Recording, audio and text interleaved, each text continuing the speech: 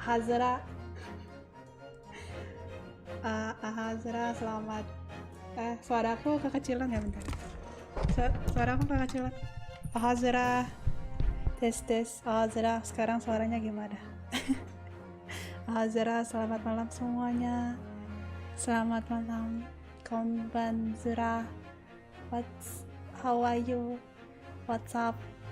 My name is Azura Cecillia, virtual trooper from NIJISANJI ID.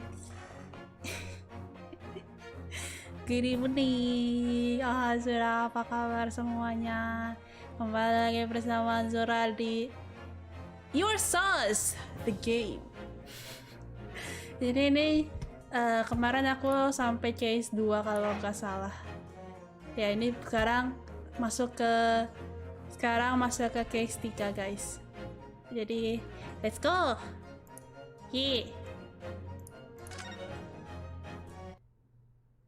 Omae wa sas da. Omae wa sasu da. The Adventure of the Runaway Room.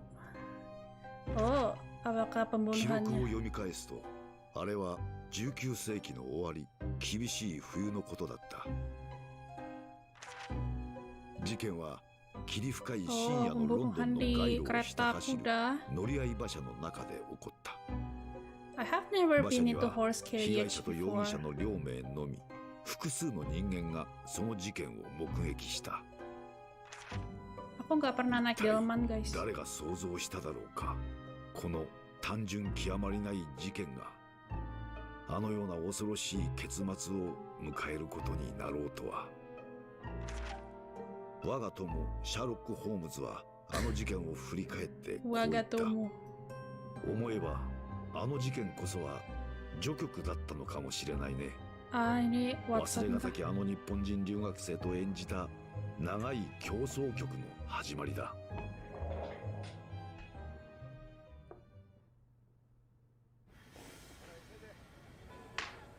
Oh, anime. すごい。これって本当に駅なのでしょうか。 Platform number 違 7. うにせよ、これほどの建造物は見たことがございませんね。蒸気機関車があんなにたくさん。何なんだこの国は。 Wow, I love this.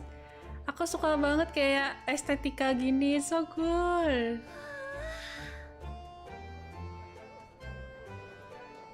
I want to go to England. I want to go to England. Never been to British. なんだか Britain, I mean 夢 Britain. みたいです。これが I've never to 大 be 英帝国の Britain. データ。どうあんたたちはい。乗りなよ。どこへだって連れて行ってやるぜ。それでは官庁街の高等法院へお願いします。いいとも。あんたたち最近流行りの留学生ってやつかい。 British. そうかい。それなら楽しんでいってくれよな。ようこそ世界の中心 London だ。大英帝国の帝国 London. ロンドンへ。 London.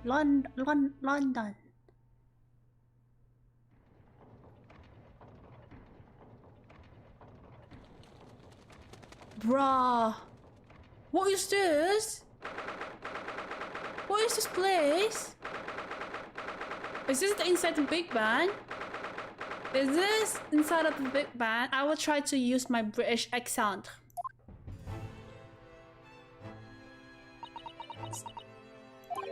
What an incredible place!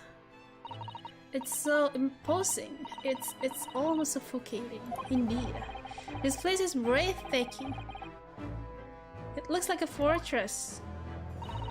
There are some stone buildings like this in Japan now, of course, but they've only been built in the few short decades since we opened our borders to the outside world. An authentic example like this has quite a different impact, wouldn't you agree? A far cry from the wood and paper most of our buildings are constructed from. It's certainly unfamiliar.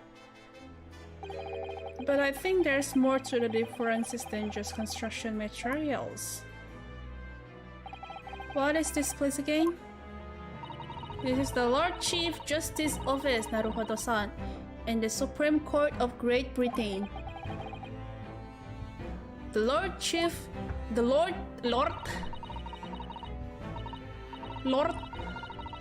We had instruction to report here at this time. If your circumstances were different, we were supposed to let the Lord Chief Justice know that we had arrived from Japan.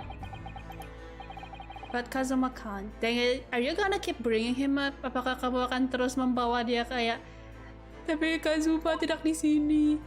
No, so instead we are here in different capacity, as envoys to report the news of Kazuma-sama's death. Yes, and having delivered his or her message and voice duty is done. So we have to return to Japan. If we want to remain here in Great Britain, I have to take Kazuma's place as the law student selected for the study tour. Huh? Yes, which means you need the requisite qualifications as a lawyer, which is what I've been studying for. Here in Great Britain, it is the Lord Chief Justice who appoints lawyers, so that's the second reason why we're here, to have you officially recognized as a lawyer. It's the only way that we'll be able to remain here in London. I hope I'm up to scratch. Good morning. Oh, good morning. Sorry for keeping you. Oh, wow. Oh, I trust you aren't too exhausted for your long voyage from Japan. Huh. It seems I'm 1 hour, 12 minutes and 47 seconds late. My apologies. Oh, no, don't mention it. We are never happier than when we are standing around with nothing much to do. How fortunate. So introductions, I am male Strongheart, Lord Chief Justice of the British Empire. And I feel like a little mouse under an elephant's foot. Come on now, Mr. Naruhodo, don't be a mouse. Oh, it's an honor to meet you, Lord Chief Justice Strongheart. I'm Rinosuke Naruhodo from the Empire of Japan. Well, Mr. Naruhodo, welcome to London, the capital of our glorious British Empire. Oh, yes, thank you. Serem amat sih. He's so scary. Converse. London. So, what are your impressions of our capital so far? How do you like London? Oh, help. I've been so nervous ever since I got here that I can't remember a single thing about the city. It's simply splendid, isn't it, Mr. Naruhodo? Oh. We had a wonderful view of some of London's streets from the carriage on the way here from the station. Everything is so impressive and grand. I must say I'm almost lost for words. I'm glad to hear you like it. The city boasts tramways, piped water and gas, even cables supply electricity. We spare her a very revolutionary technology, and the war, every visitor to London is astounded. Oh yes, astounded is the word. Thanks for saving me there, Sato-san. And everyone seems so jolly and full of vigor.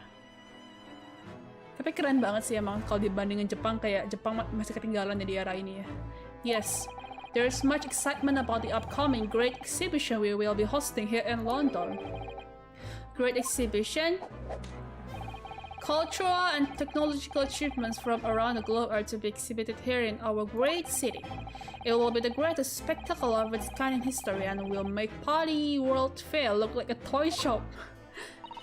Gosh, I can hardly imagine how magnificent it's going to be. Great Britain's capital city is nothing but magnificent. London is the center of the modern world.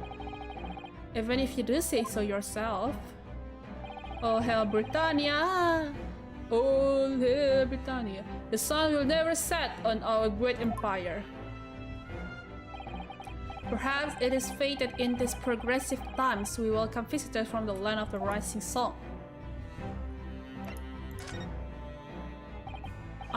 Lord Chief Justice, I think you were expecting a student of law for this study tour, weren't you? Absolutely. Mr. Kazuma Asogi, if my memory serves. That's right. The British government has already been telegraphed a full report on the situation. I understand the young man lost his life aboard the steamship bound for our shores. That's amazing. The news reached him before we even arrived.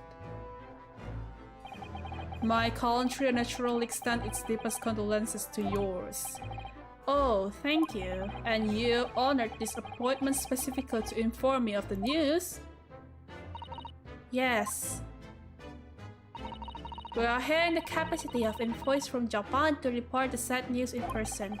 They tell me you Japanese are a people of protocol and courtesy, and I see that it's true. And it is with some regret that I must inform you that the death of a young lawyer means the study tour arrangement can no longer proceed.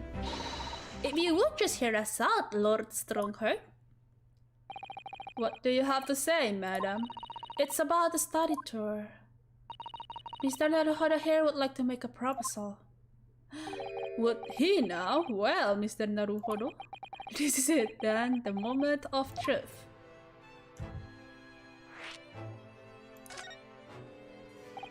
The thing is, Lord Justice, Lord Strongheart, I was wondering if perhaps you would consider allowing the study tour to go ahead. Don't misunderstand me, Brienne would really like to see the tour go ahead, but without a lawyer from your country, there's nothing to be done. Well, in that case, what if there was someone else, another lawyer from Japan, I mean?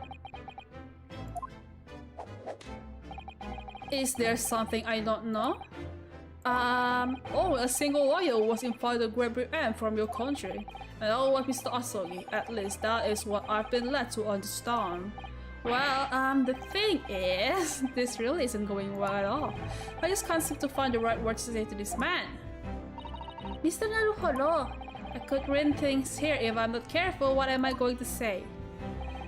If there is someone else here from Japan who could be described as a lawyer, it's me! If it's me, I can do it. Is that so? I mean, I don't actually have any qualifications as such, but no qualifications, you say? And yet you still claim to be a lawyer?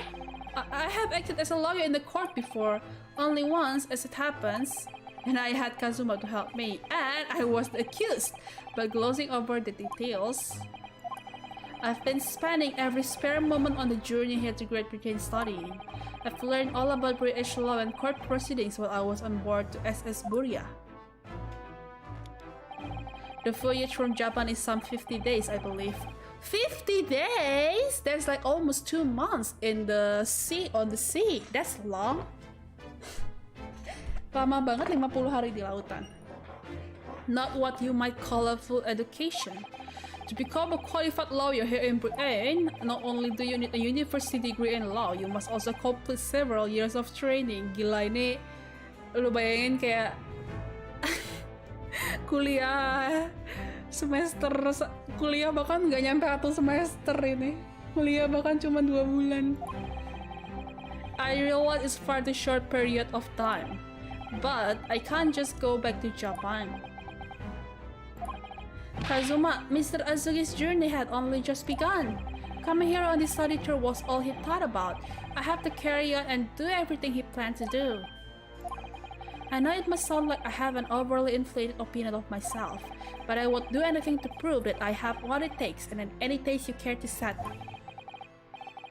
Just one chance, that's all I'm asking for. Please, Bien, please. 31 seconds. Sorry?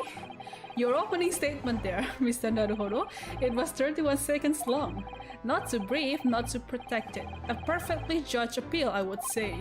Which is a skill that would stand you in good stead as a lawyer. Oh, good. Kita mulai dengan high notes. Oh, thanks. So, you're willing to put those words to trial, are you? Well, I'm all for entertainment. Huh. But let me ask you one thing first, sir. Yes? You say you intend to do everything Mr. Asogi plans to do. Are you firmly set on that path? Well, yes, that's my intention. I see. Am I imagining things? Or did his expression just alter a fraction there all of a sudden? Very well. You have your wish. I'll give you a chance. A test to become a specialist certified lawyer. Whether you pass or fail is entirely down to you. Really? Wow, boleh beneran? So, what form will the test take exactly? Tell me, Mr. Naruhodo, what do you consider the role of a lawyer to be? Well, defending people, of course. Well said. So, let's have you defend someone. Langsung? Huh? Your timing is perfect, in fact. There's an art trial about to begin later today.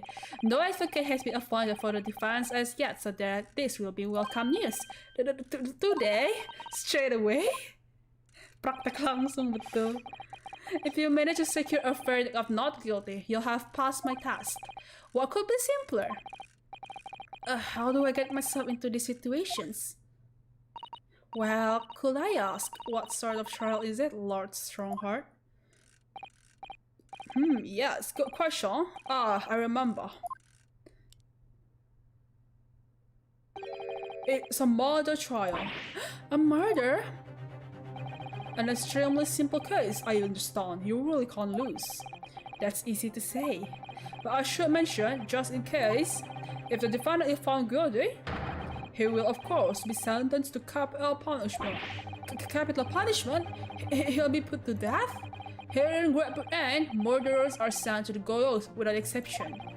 Presumably, you read that much in your school C-based Introduction to British Law. We can't possibly agree to such a test.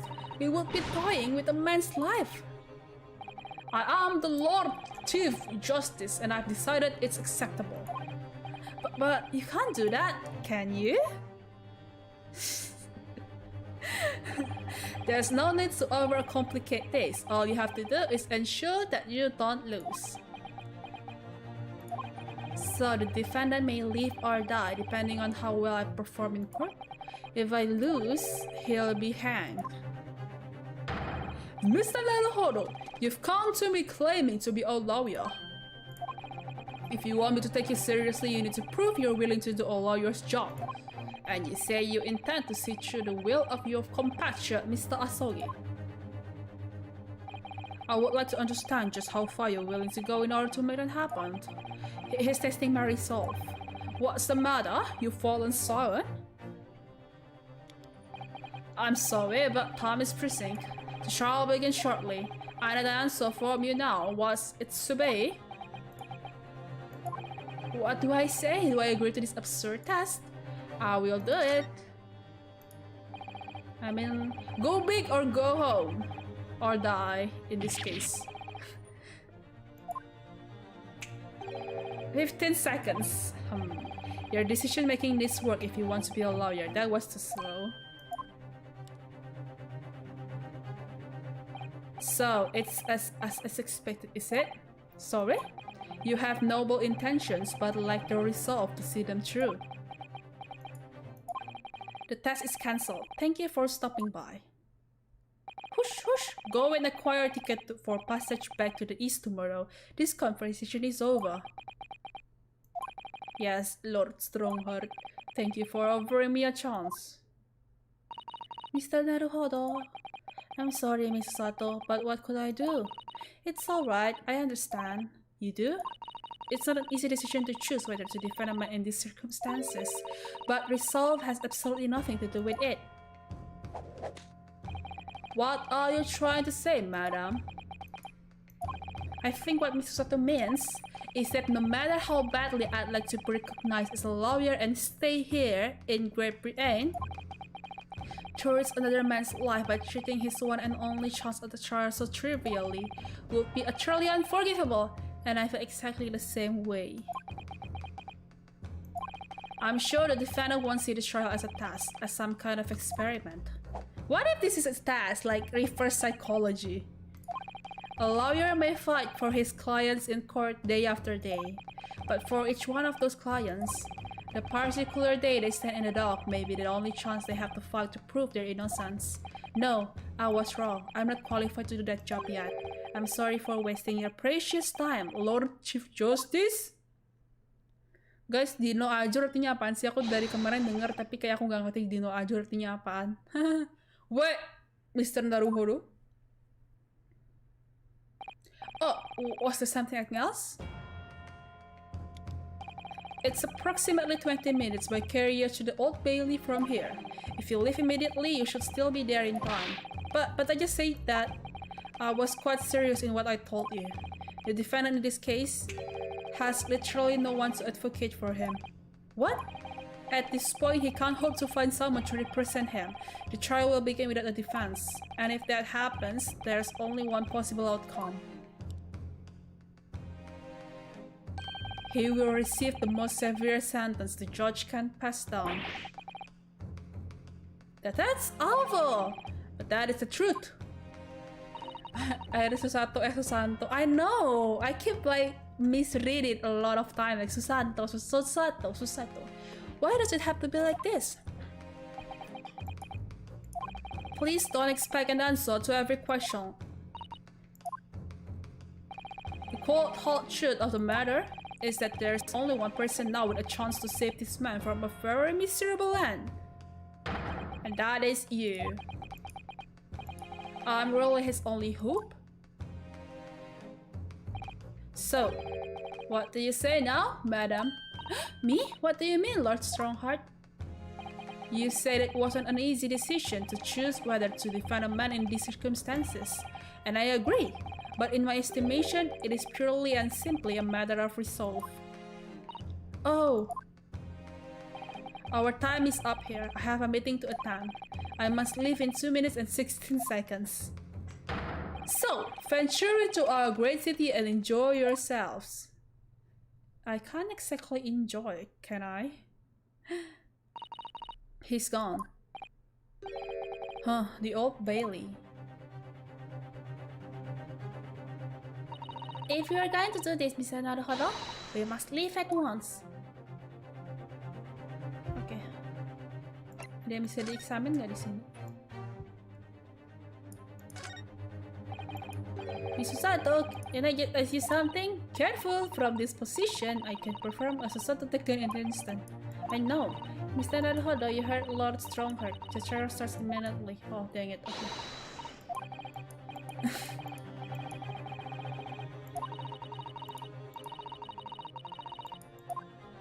Fine, let's move.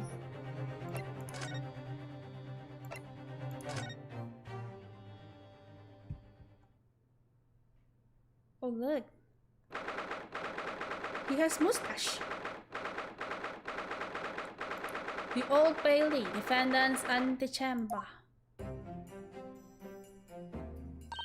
Oh, thank goodness, we're in time.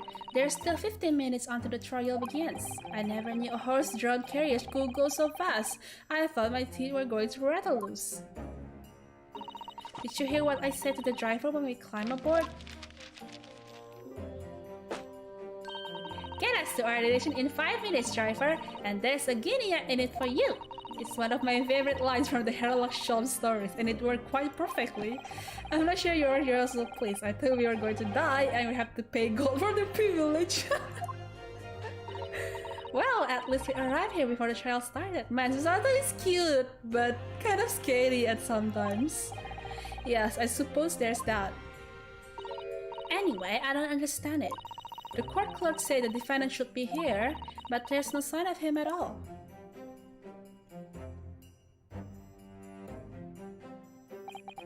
So this is the Old Bailey. Even this room for defendants to wait in is grand. Are you alright, Mr. Naruhodo? I'm feeling tense, that's all. This place gives me the same sense of foreboding that I remember from the Supreme Court in Japan. An oppressive air, almost as if the building itself is going to crush whoever is about to be sentenced. It feels like only yesterday I was the one about to be crushed. Yes, whoever the man you're to define is, I imagine he's feeling fairly alone at this moment. Top of the morning to you, madam, sir. Oh my god.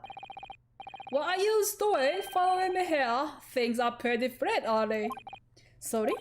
When I look at those expressionless faces from the east are yours. Yours? Yours, eh? Yours? We're from Japan, yes. Ah, Japan is it? Right, say no more. So, how much do you need? No, we're just here because... No need to explain, fella. Up and down myself, so I have. No place to go, nothing to eat, barely a penny to your name, and all what in a strange, faraway land. Well, actually, we haven't found a place to stay yet, no. Discreet. Let me start by giving you 1,000 guineas. Say nothing now. 1,000 guineas, please, Mrs. Sato. You don't have to shout. But 1,000 guineas is enough to build an entire mansion in the most prestigious area of Tokyo. What? This is nothing to me at all. I like to ensure I have sufficient funds to weather a rainy day, you see. I've enough to buy the city of London 2 or 3 times over. Could that much rent even fall in one day? Even so, we couldn't possibly accept such a large sum of money. That hit me in the eye! Don't get me wrong, fella, I'm not giving it yet, no straight touched. I'll be wanting you to do something for me. Oh? To be honest, this is a little embarrassing. The trial that's about to begin, you see, is for me, good self here. I'll be in the dog. So now, what I want you to do is come along with me and stand there beside me. Officially, you'd be my lawyer, but that's just a little detail now. Oh, well, the thing is... Oh, why about a thing? All you have to do is stand up, there next to me, nothing more. Otherwise, you see, the trial is going to start without me having any kind of representation at all. So it was true. The Lord Chief Justice wasn't just making it all up. I'm terribly sorry to have to ask, but does that mean the defendant in this trial? Blustering places! Do you not know who I am? Me? One of London's biggest names? No, sorry, we've only just arrived in the city, you see? I see. I suppose it is altogether impossible. Well, just next to Hyde Park, there in the center of London is another beautiful park. Sorry? A park? What? This is called McGalded Park, full of blossoming flowers in the spring and singing birds and whatnot. I donated to the city, so I did. An entire park in central London? A city of smiles, that's my vision for London. There's nothing Magnus McGalded wouldn't do for the city and its quiet people. That's amazing. I mean, really extraordinary.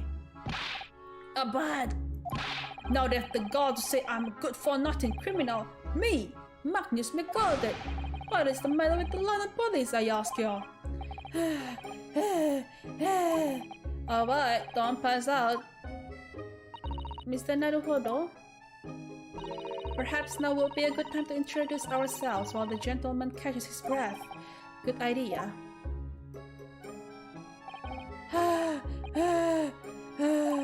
Mr. McGalded, the thing is, we're actually here in London to study British law. We're law students on a study tour from Japan, you see. So if you don't have a lawyer for the trial yet, and you'd be happy to put yourself in our hands, we'll do our... What was I have to say, you daft idiot? What is daft idiot? I've given you 1,000 guineas to stand up there next to me, haven't I? Well, yes, but I wasn't really over it to just stand up there next to you. Oh, I think I see what's going on here. Sorry? I know what you're thinking. This chancellor of a fella claims to have more money than the queen. But if that's true, why the blazes can't he hire the finest lawyer in all of England? That's true. Because he did it. That's the only explanation. Well, not at all. Not at all, although it is a little strange to be honest. Why you don't have a lawyer, I mean? That will be the fault of the Reaper. Sorry, did he just say Reaper? A. The Grim Reaper of the Bailey. Lord Baruch von Zix. He is the persecutor. Oh, the persecutor is the Grim Reaper? When von Zix stands for the persecution, they call the accused his sacrificial lambs. And to this day, in every single trial in which he's been the persecutor, the accused has been damned. Always ya, selalu di setiap game itu ya. Persekutor itu kayak the perfecto yang gak pernah kayak kalah gitu. What? So it's reached desperate situation where there's no one willing to stand in defense against the fella at all. You could say he's a living legend to the Old Bailey. Goodness, Lord Baruch von Zix. He must be an exceptionally talented persecutor then. Talented isn't the word you're looking for, madam.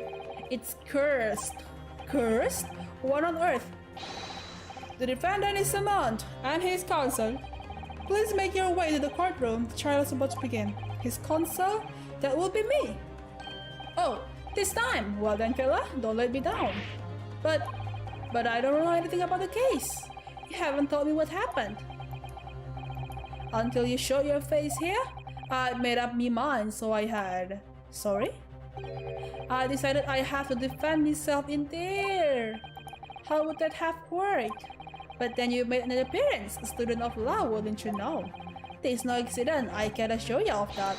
This fate. So don't get cold feet now, please. How do you do Irish accent? I don't even know.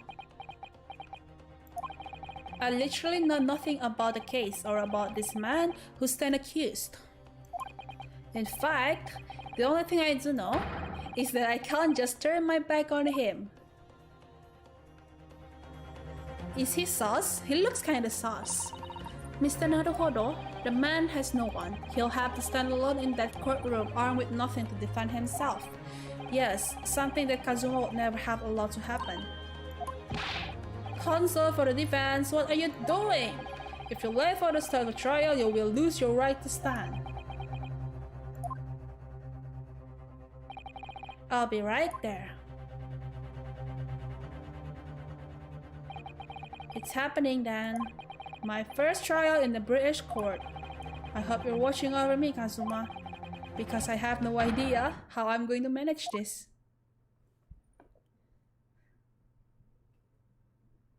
Whew.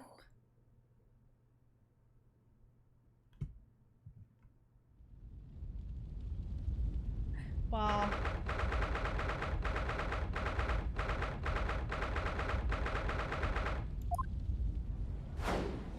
Bro, kok ada Meido, lucu banget. So this is the higher court in Great Britain, the Old Bailey. The centuries of history in place is palpable, isn't it? It's so different from the court in Japan.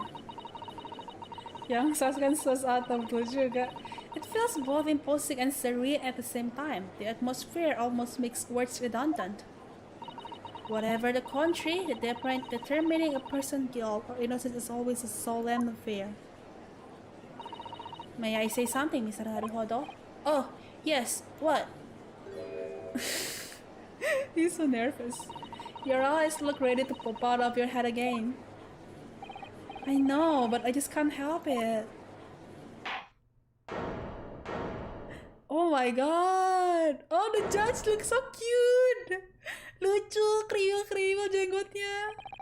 In the name of Her Majesty the Queen, I hereby declare this court to be in session. We are here today to determine the guilt or innocence of Mr. Magnus McGolden.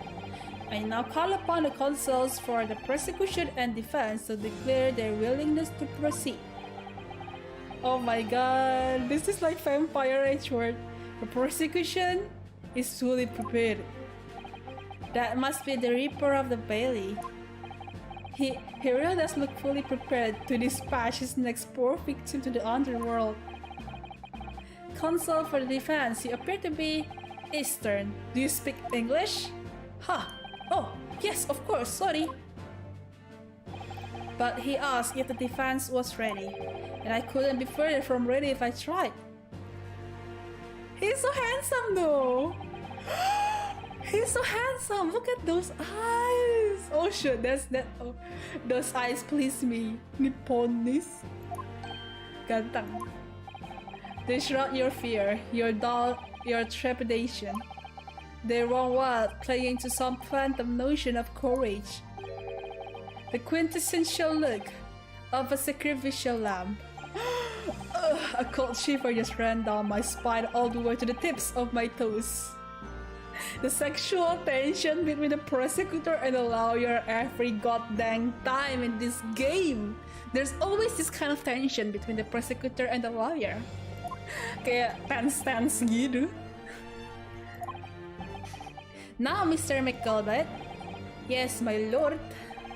You stand accused of murder, a capital offense. You could be sent to the gallows if found guilty. Are you quite sure you wish to entrust your defense to this foreigner?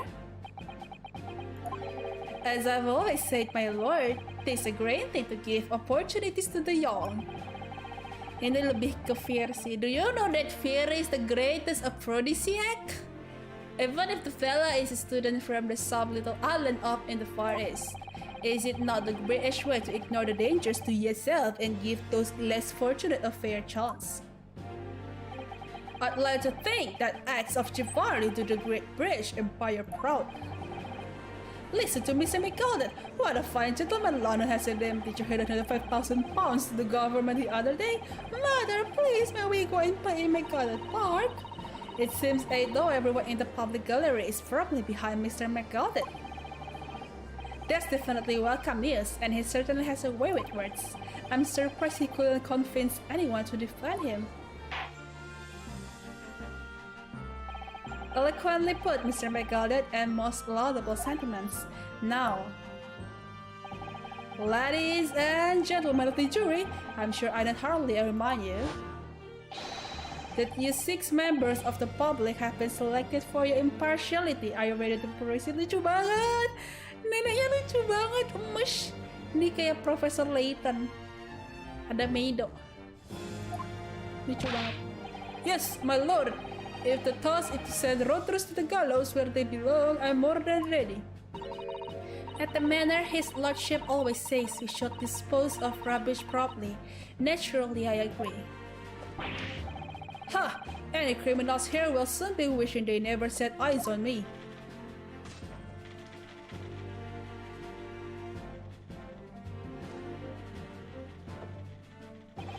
I feel a chill. How did you... don't mind me, my dears. I'll just be getting on with my knitting. Must finish this piece for my grandson. That is so cute. That is so cute. Cute grandma. Mr. Naruhodo, those people are the jury. Yes, that's something we don't have in Japan yet. That's right. I've only ever read about it. But here in Great Britain, the court's final verdict depends on the opinions of the 6 jurors. The judge passes sentence according to the law, but the jurors determine guilt based on common sense. So the defendant is ultimately judged from 2 completely different points of view. But how exactly do the jurors give their verdict? That I don't know, but I'm sure it will become clear as the trial progresses. Yes.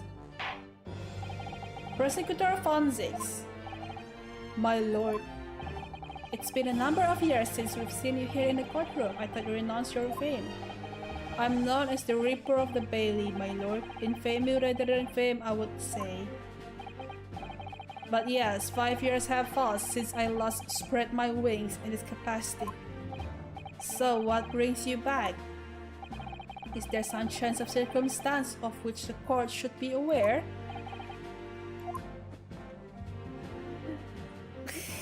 He is so extra!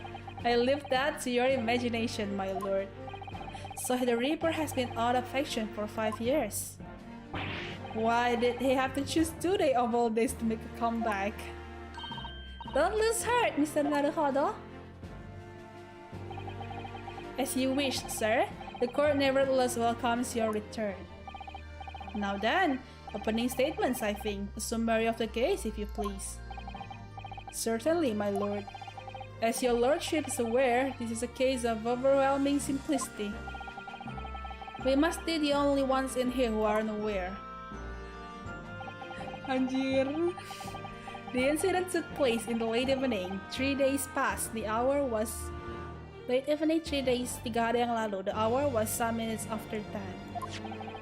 The victim was a maker of building bricks known in the community as Trice-Fired Mason. Sorry? Trice? He was a very accomplished craftsman. The bricks he fired were said to be almost indestructible.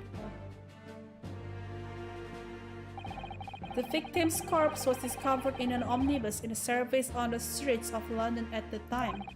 A dagger had been thrust into the victim's abdomen is believed to be the ultimate cause of death.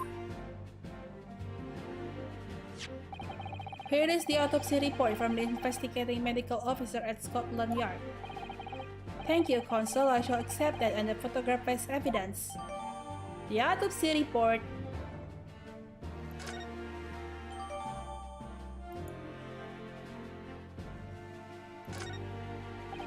And one further item of evidence. The prosecution wishes to submit this as well. And these are... Good Lord! Is that blood, Consul? Yes, my lord. Seized by the policeman who arrived at the scene. These gore-soaked gloves were taken from the hands of the accused when he was arrested. What? Mr. Miguel's glove had blood on them? Yes, I will accept this as evidence as well. The defendant led the gloves. How did I get into this? I'm back into the corner before I've even started. Continuing. According to the driver of the omnibus, there were only 2 passengers traveling inside his vehicle at a time. Dang it. Only 2? Obviously, one of those passengers was the deceased brickmaker, Mr. Mason. The other was the accused. Magnus McGovern. Nunjukan niya ganun. Oh, this doesn't look good. Well, rather damning circumstances to say the least. Defendant, what say you? Well, of course, I have no recollection of such a thing. Eh? Mr. McGovern! To be sure, I rode the omnibus that evening. But whenever I'm in a carriage, I'm taken with a fierce tiredness and always succumb to it. Are you claiming to have been asleep? Distant motion of the carriage, my lord, Lilton, so it is, and when I opened my eyes again, there was a desperate sight before me. The body of a man I'd never laid eyes on before in my life. Now I ask you, what good-hearted soul wouldn't rush to the help of a fella bleeding for his stomach? I wasn't about to start worrying about me gloves now, was I? I reached out to give the man a hand. Okay, that makes sense. So the blood got onto the gloves then, after the man had been killed? No. Unfortunately, that statement of the drivers is only the beginning. What? That's not all of it? There were multiple witnesses to the precise moment at which the brickmaker was fatally stabbed. Oh shit. Order! Order! Order! When the killing took place, only the victim and the accused were inside the carriage, and there were witnesses to the crime. This is not just a case of compelling evidence. It's the nail in the coffin for the accused. Oh no. Thank you, Consul. The circumstances of the crime have been made quite clear. I think we will hear a testimony from these witnesses first of all. Your wish is my command. Bailiff, bring the witnesses in at once. Aduh, kasihan kedinginan dia. Witnesses, your names and occupations. My name is... Well, everyone calls me Peppo. I drive an omnibus in NIJISANJI. Bruce Fairplay. I'm a banker in the city. My name is First. Lay the First. Late First? I make hats for Jans. Let's begin by confirming the facts. That 3 days ago, at a short time after 10 o'clock in the evening, all of you present in the stand were in omnibus and witness to the aforementioned incident. Is that correct? Yes, sir. Quite right. Yes, sir, that's right, sir. Lady first! Lady first! I see. Very well done. Let's proceed to your formal testimonies, please. What is an omnibus again? Wait, I don't even know what an omnibus is. Omnibus. Omnibus England. Oh, carriage kan?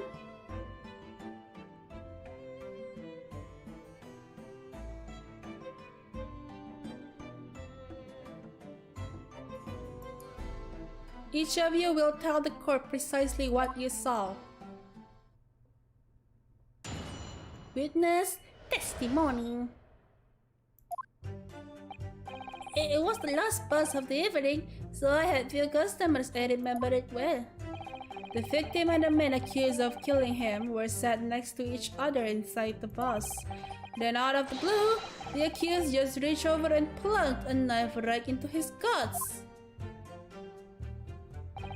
That's right, he stabbed him. I screamed, I did. Couldn't help it. As soon as I heard the scream, I stopped my bus, and I saw it too. Fun fact, Beppo is named after a character with the same name from the original Holmes stories. Oh, that's cool. An ambiguous testimony, I must say.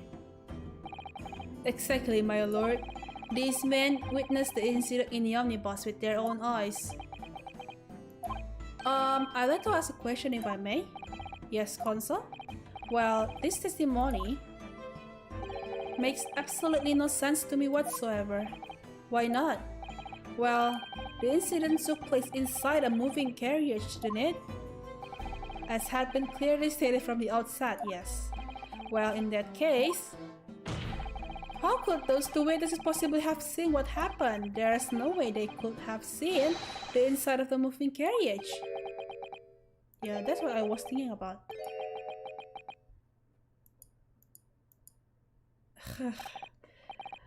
Nipponese, how quaint. I'd read that civilization in the Eastern Island nations was a good century behind our own. But you're here in London yourself. Are you really so ignorant about our omnibuses? Huh? Tell me, my Nipponese friend, have you ever traveled in an omnibus? Well, no. We only arrived in London this morning. No matter. I've arranged for us all to see for ourselves. The actual scene of the crime, that is. What do you mean? The actual scene? How? A carriage is designed to be moved after all. Presumably you understand that much? Yes. The omnibus in which this bloody crime took place is here today. In this very building. Here? What? The entire carriage? Bailiff! Bring forth the stricken omnibus. What? Bruh. So that's an omnibus. The omnibus. I can't believe they could bring something so enormous in here. The Great Britain's courtrooms are amazing. As you can see, the omnibus is pulled by 2 horses and can carry up to 8 passengers. 4 passengers is seated inside in the... I wanna write this, it looks so good. 4 passengers seated inside in the enclosed cabin and another 4 on the rooftop deck above.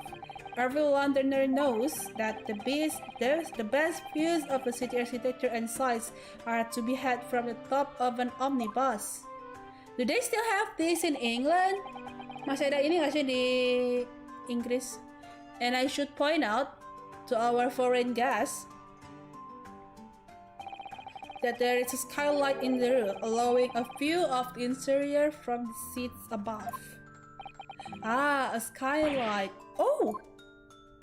The penny drops at last, I see. These two gentlemen were occupying the rooftop seats on this omnibus when the murder took place. That is how they came to witness the grim incident, through the skylight. That makes perfect sense. Well, counsel, this is a first.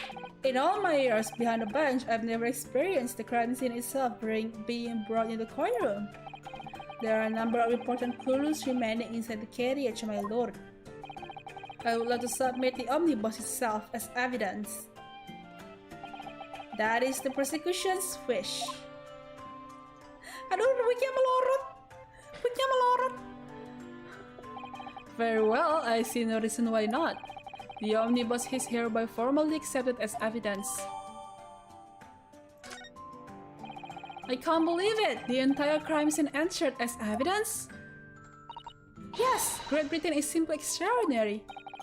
I could help myself a lot by giving that omnibus a thorough examination, seeing as it's here. Okay. Let's check it. Check in! Bro. Look at this 3D design, so good.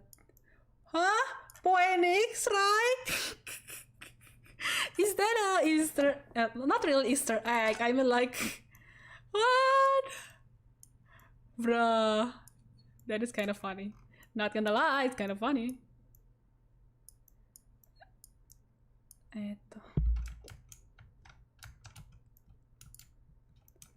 Wait, how do I examine it?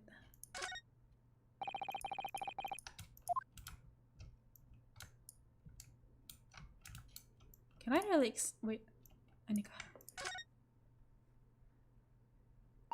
So this is the roof deck of the omnibus. Oh, you must have a wonderful view of London Street from up here.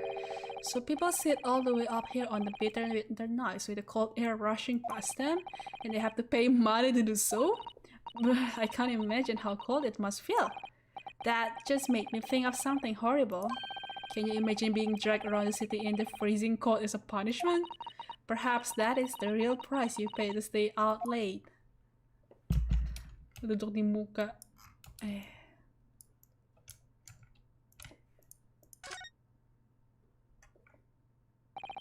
can certainly see inside the carriage through this opening, that's for sure.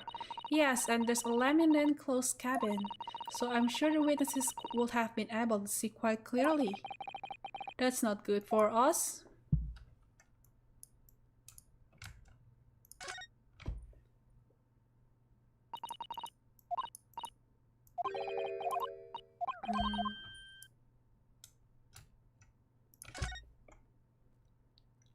Open. Well, let's open the door and go inside, shall we? The scene of a murder. It's horrible. Oh, wow. It looks so good.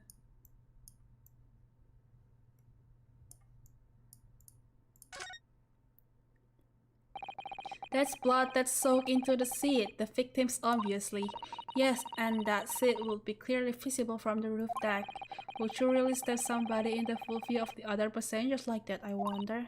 Well, it was after dark, and there was a lemon in here, so perhaps the culprit couldn't see anything outside through the skylight. Whichever way you look at it, doesn't seem like it was a planned attack. Yeah, it looks cozy. Ah, that's a poster for the exhibition that's due to start 6 months from now. There's a lot of focus being drawn to the Crystal Tower, the centerpiece of the whole exposition. Oh, the Crystal Tower is under construction already, I believe. People all over London must be fizzing with excitement at the prospect of such a grand event.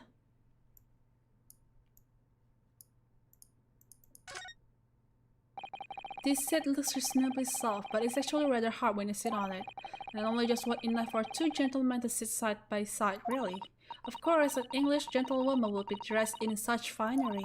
It will be quite impossible for her to climb up to the roof deck, so she would have to be seated in here. A woman in the kimono will have the same problem. Women's clothes are very impractical, aren't they? That is true. Not gonna lie, that is true. This seat has a handle. Oh.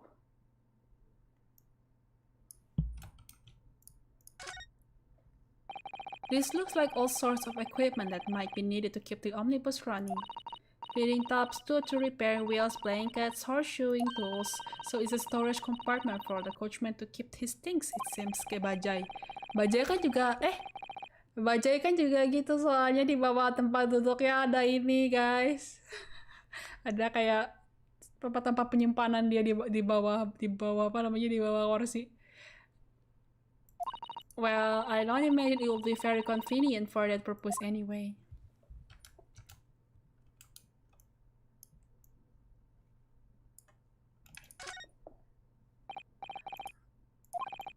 Okay.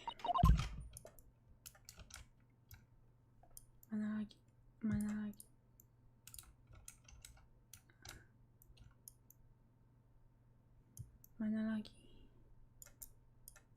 Oh, wait. It's quite a large skylight, isn't it? Yes, quite large enough to afford a good view into the cabin from the roof deck. And there doesn't appear to be a handle or a catch of any description. I suppose it can't be opened from inside the cabin at least. British bajai.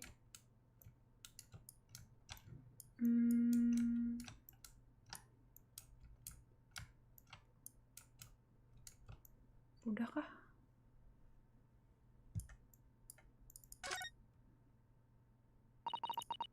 Have you seen enough? Let's step back outside then.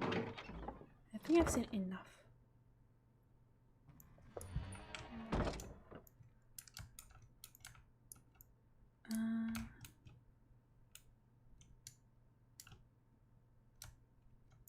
Sepertinya udah kayaknya.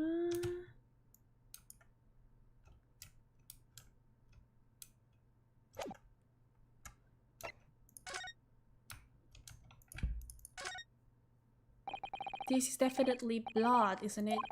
Not the most pleasant sight to be confronted with on our first day in London. Well, nothing will come of grumbling now. No, by the way, is Mr. McCullough right-handed? Yes, I believe so. He was toying with a coin in his right hand a little earlier. Ah, pity. If only he'd been left-handed. I think blood in the glove would be fairly incriminating, really. Okay, the glove doesn't look saucy. Right? No sassy here. Not sassy.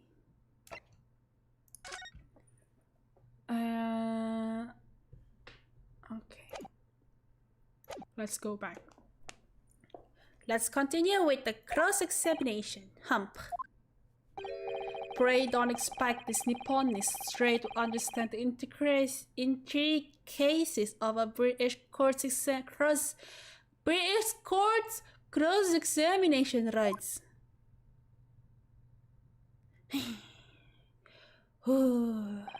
Alright, my first cross-examination in the British court. Focus, Ryunosuke! Focus!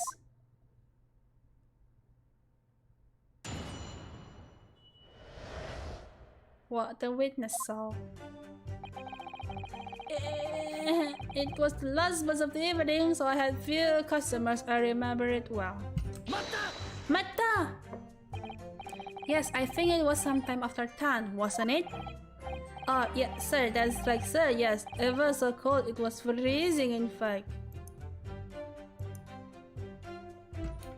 Okay. And you had 4 passengers on the board at the time, is that correct? Yes, sir. Right, sir. Not all traveling in the same parts of the bus, of course, though, no. And there were no other passengers when the incident took place? No one alighted, for example? You're quite right with that, sir. No other passengers like that. No one. So nobody fled the scene of the crime then. Wait, I'm gonna save first. Gotta save.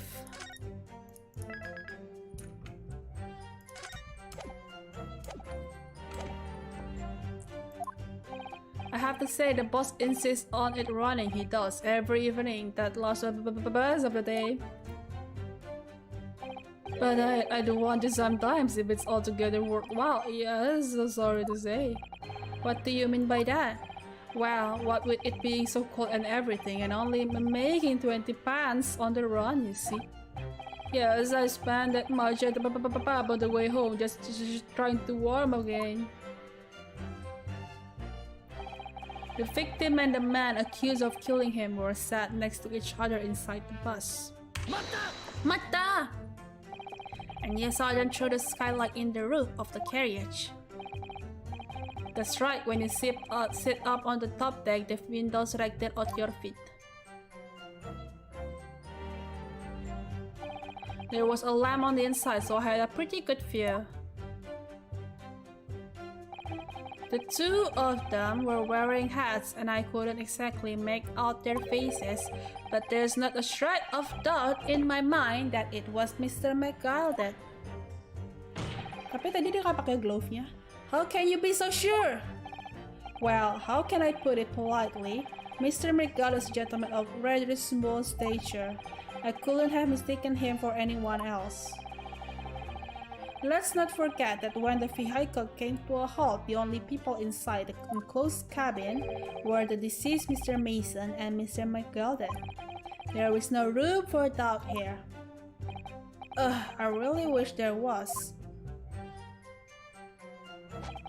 Then out of the blue, the accused just reached over and plunged a knife right into his clothes. Mata? You actually saw the exact moment it happened? Did I really testify that? Our fair income, hard-working city bankers are considered trustworthy these days. No, I didn't mean that.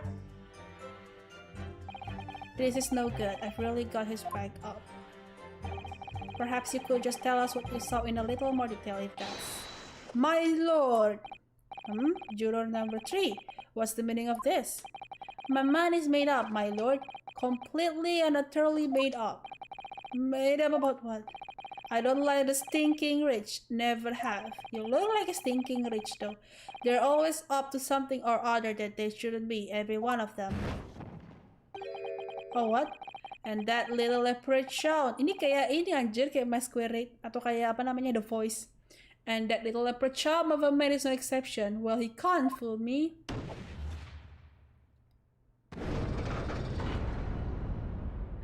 What is this? There is no point wasting time listening to any more of this. That's my opinion on the matter anyway.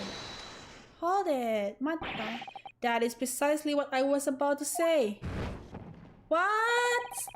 As the foreman of the jury, it's my duty to set a good example to my fellow jurors. Stop! Stop! Stop!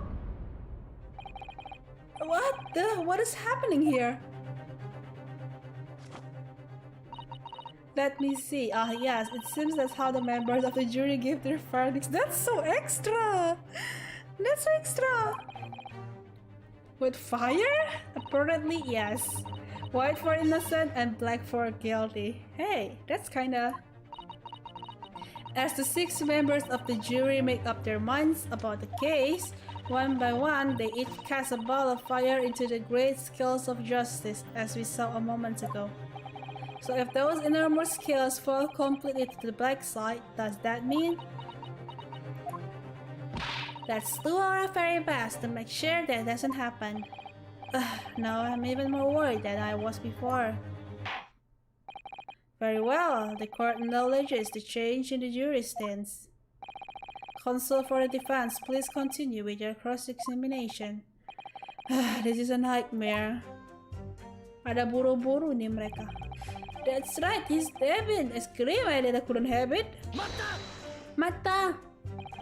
You stabbed him, you say, and you were sitting up on the roof deck, weren't you? Yes, that's right, sir. I was up on the roof seats. I remember seeing the little Jan sitting next to the fellow that was stabbed. He doesn't wear gloves and he doesn't have rings. Who is he? Who is him? I've been thinking about a new hat design, you see, so I was just gazing absent-mindedly around. But then I happened to look down through the skylight. It was sticking right out from his belly! That huge great knife! Huh, a grim sight indeed. That didn't help me at all.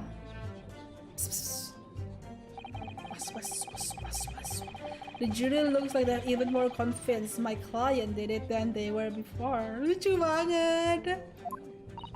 It appears to have made everyone even more dubious than Mr. McCall is telling the truth. If only we had some evidence to counter their suspicions. Mr. First! Oh, yeah, sir. Is this the knife you saw? Oh, good grief, yes, that's it. That's the very one, sir. Is that... Yes, Counsel, this is the blade that was driven into the victim's belly like a straight... Why does he keep making vampire references? That is a blade of considerable size, Counsel. It is, and furthermore, the scabbard is emblazoned prominently with a certain initial, don't say MM. The letter M, of course, which seems oddly familiar. Please, no. M for Magnus, perhaps? Or McGoddard, possibly? Take your pick. It seems this particular big name in London made a magnificent mistake. Kiai. Aduh. But there are M's everywhere. Yes. Like in Mason. This blade is far too extravagant for a poor brickmaker to have owned. No, this weapon of murder almost certainly belongs to the accused. Not conclusive, but certainly compelling, Counsel. I mean, hey! Poor guy can have a good knife. That part is the sheath, isn't it? Are you alright, Mr. Naruhodo? Oh, sorry. Yes, I just don't really like blades. Oh, those don't seem like the words of a man with large katana slung from his face. That's not a blade, that's Kazuma's soul. Dang it. Super arigato semi4549. Table meeting simulator. Naruhodo did pretty bad job at that game though. Anyway, let's see what the blade looks like. Oh, it looks pretty good. An ornate leather M, undeniably Mr. Magnus McGoll's initial, and it's beautifully gilded too. It must be very valuable, I should think. What is it? Look at this M. If you turn it upside down, it becomes a W. It is going to change everything. A W? Yes, this is one of those, turnabout cases. I'm sure of it. I'm afraid I don't know at all, but what I am sure of is that this is an M. Oh, well, that idea was quickly quashed. I thought about it as well. Aku juga mikir sama, jangan-jangan gue cuman kayak, I think it's M. I think it's M.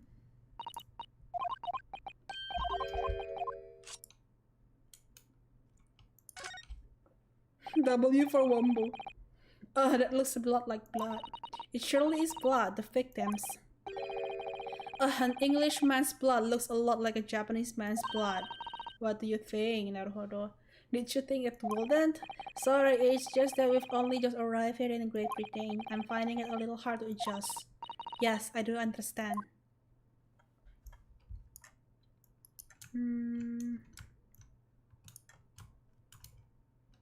Udah kah?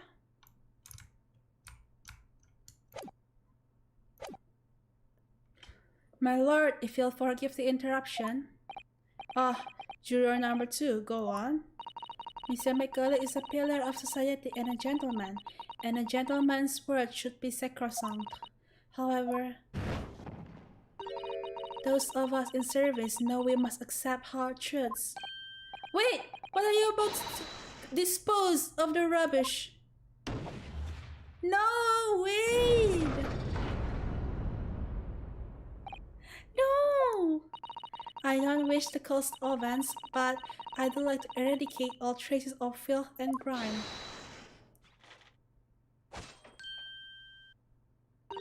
I have painstakingly typed every word uttered here today and cross-referenced all the facts. As such, I am now in a position to draw the only logical conclusion. No, wait! Why are you guys like this? Please, Grandma. Grandma, you're my... No, there's the other one, but Grandma, please. Not again. That's 4 out of 6 jury members who proposed a guilty verdict. There are only 2 left. We've had it. Every time I press these witnesses for more information, I just make the situation worse. Nevertheless, what we need more than anything at the moment is more information. We're still very much in the dark. I suppose I'll just have to keep pressing the witnesses, and knowing that more sparks may well fly. We mustn't give up hope they will uncover something that will give us a way to fight back. But... alright, I'll keep trying. I can't give up. I just need to keep calm and listen to the witnesses' statements again.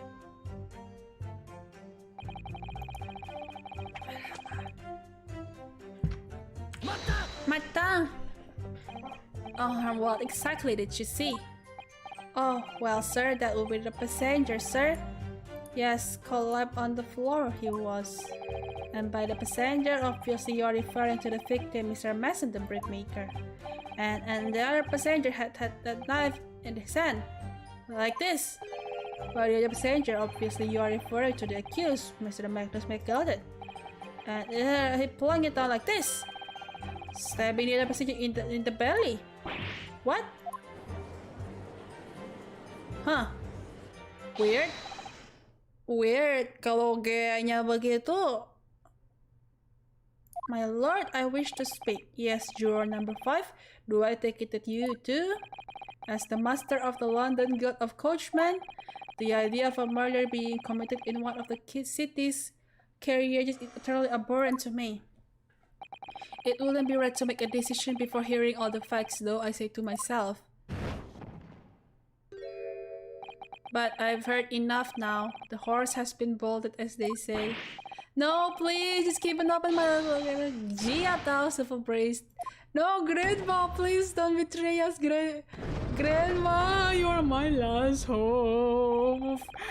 Beppo is a long-standing member of the guild, and I trust what the man says. Oh, thank you, sir. You're too kind, sir. No, Grandma, please believe in me. This is too unkind, sir. Which now means that 5 jurors agreed to condemn this man. Grandma, please.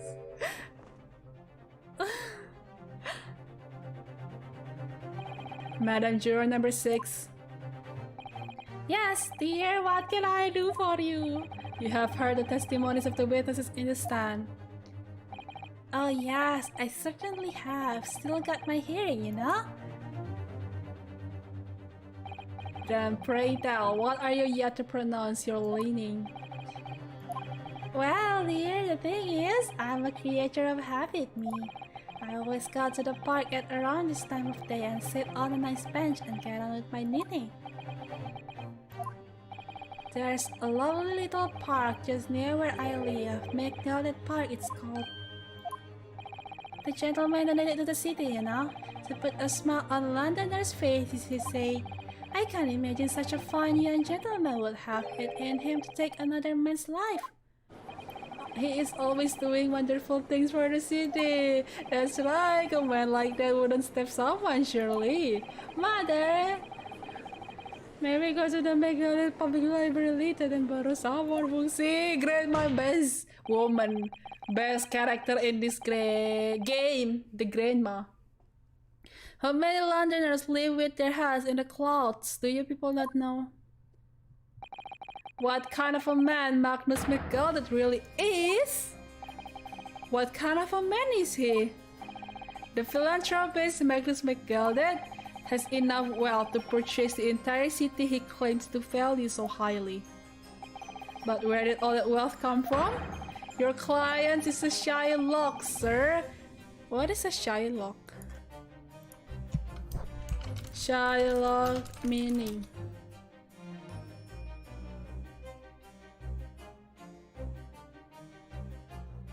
Moneylender. Oh, kayak ini ya, apa namanya? Kayak lintah darah ternyata. And one with the very darkest of souls. What? Stone the crows. McGoddard lends money at extortionate rates of interest so his victims have no hope of repaying him. When they default, he takes possession of everything they own. He is a vulture that preys on the weak. I've never heard any mention of that before. No, Grandma! Your faculties haven't deserted you, I'm sure, madam. So has this thought not crossed your mind? Would a man wealthy enough to buy London in its entirety not have a carriage of his own? What possible reason could this man have had to make use of a public omnibus service? You're not saying that. The victim, a poor brickmaker, had next to nothing to his name, save considerable financial liability. It will come as no surprise that his creditor was the accused Magnus McGoddard. But let it also be known that the very day Mr. Mason was killed was the final repayment date for his debts. Good gracious! The brickmaker was destitute. He had lost his house. He had not a shilling with which to repay his debts. And in the end, this pitiful soul had the very last thing he owned taken from him, his life. By the merciless philanthropist pretender, Magnus McGoddard. I don't believe it! If I might add something briefly, Miss Susato?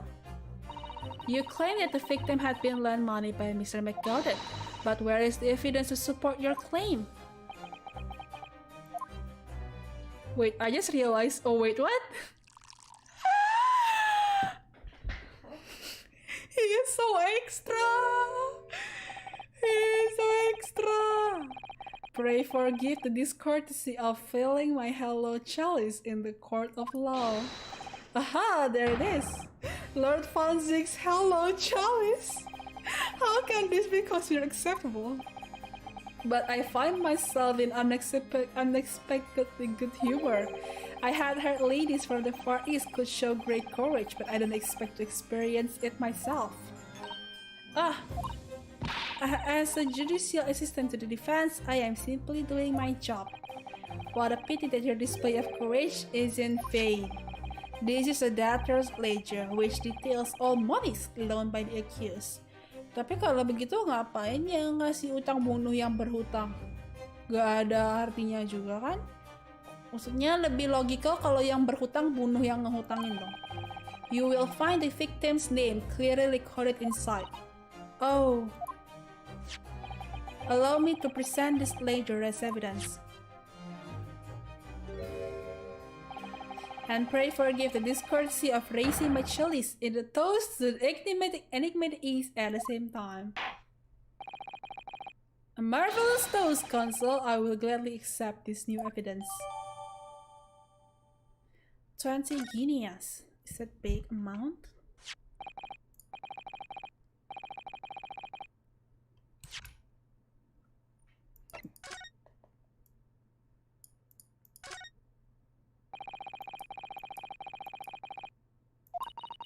Oh dear, do you really think we ought to look inside? Well, it's not as though we know any of London gentry personally, is it? Apart from our relative friend, perhaps. Actually, I wonder. I assure you we will not find Mr. Sholmes' name inside. Well, let's see what we find. Oh wow. Gosh, it's crammed full of gentlemen's names, isn't it? Well, I suppose they're probably not all gentlemen at all, are they? After all, not everyone in this country is well off. Ah, goodness!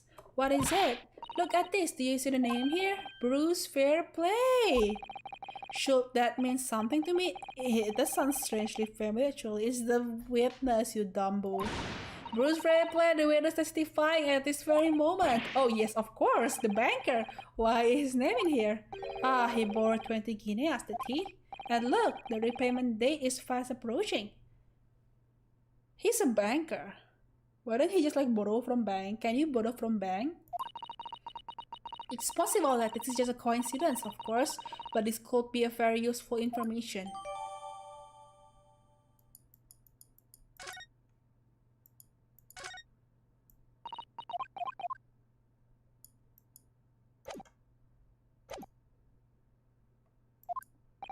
And the accused made quite certain he had ample recompense.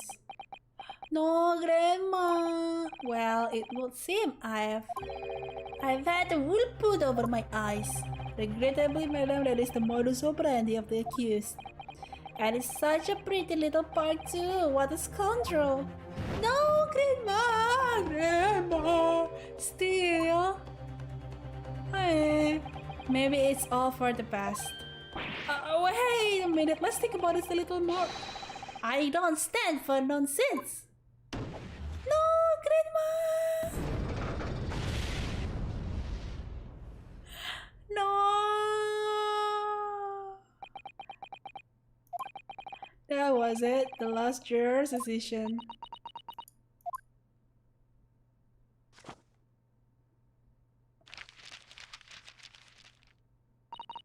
According to this Encyclopedia of British Law, when all members of the jury have concluded that the defendant is guilty, court proceedings are suspended and the presiding judge will deliver the final verdict and sentence. That's what it says here. The final verdict. It's over then. Oh! There's a footnote though. A footnote. However, the defense... All 6 members of the jury are now in agreement in this case.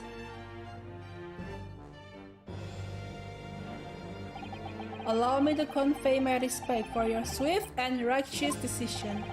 According to the laws of this country, I will now conclude the trial.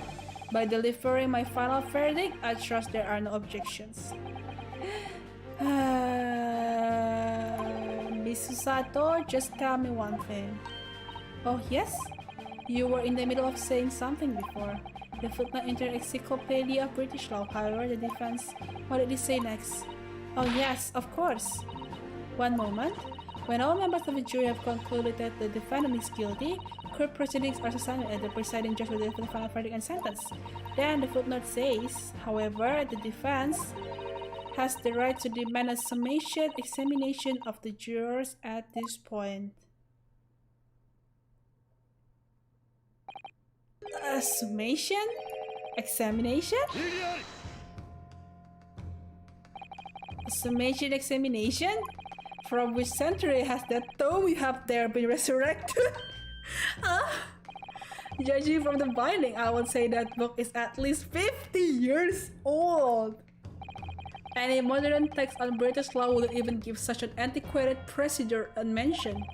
It's a relic, long forgotten and certainly no longer practiced.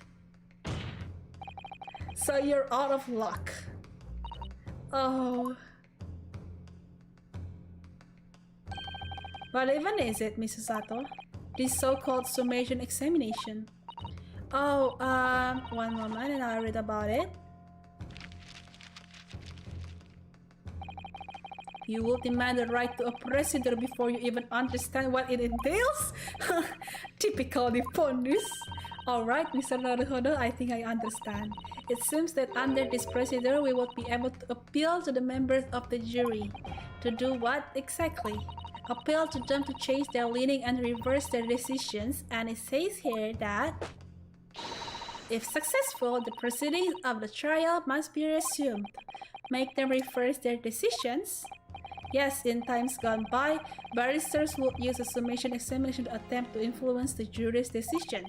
But that procedure became something of a formality with no practical benefit really, so it rather fell out of use.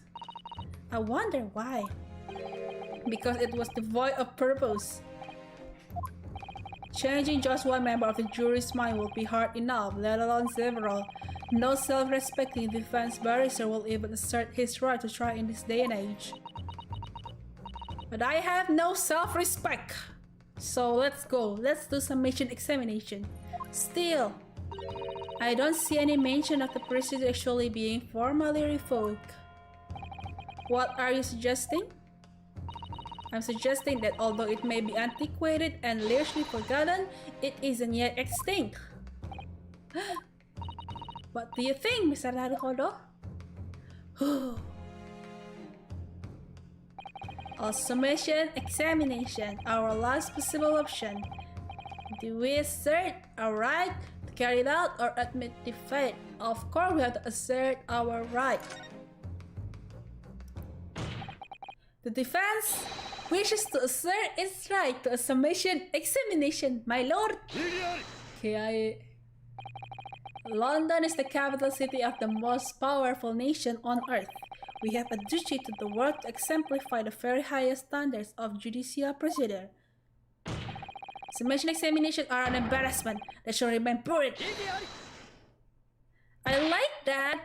Yang Jepang punya kayak merah, terus yang British punya kayak very script font gitu, lucu banget. But if it's our right, it's our right. We believe it would prove vital in this trial. The defense petition is perfectly valid. The court will proceed with the summation examination. This is madness. Foreman, are you and the remainder of the jury ready? Eh? Well, I'm not. There was no mention of this in the letter I received, you see so? All members of the jury will be asked to explain on what grounds they have reached the decision. On what grounds? You must all justify your decision and explain why you believe the defendant to be guilty. Well, my lord, you're rather putting us on the spot. This is most irregular. No mention was made of this before. I don't really hold with all this justifying work. That seems to have thrown the jurors off. It seems none of them has experienced this before. Alright then, summation examination. The defense procedure no practicing lawyer has attempted for years, is it? Well, just maybe. It might be the opportunity we've been looking for to turn this trial around. Let's do it! So be it then, ladies and gentlemen of the jury, the court hereby calls upon you to state the grounds on which you find the defendant, Magnus McGirded, guilty of this most serious crime.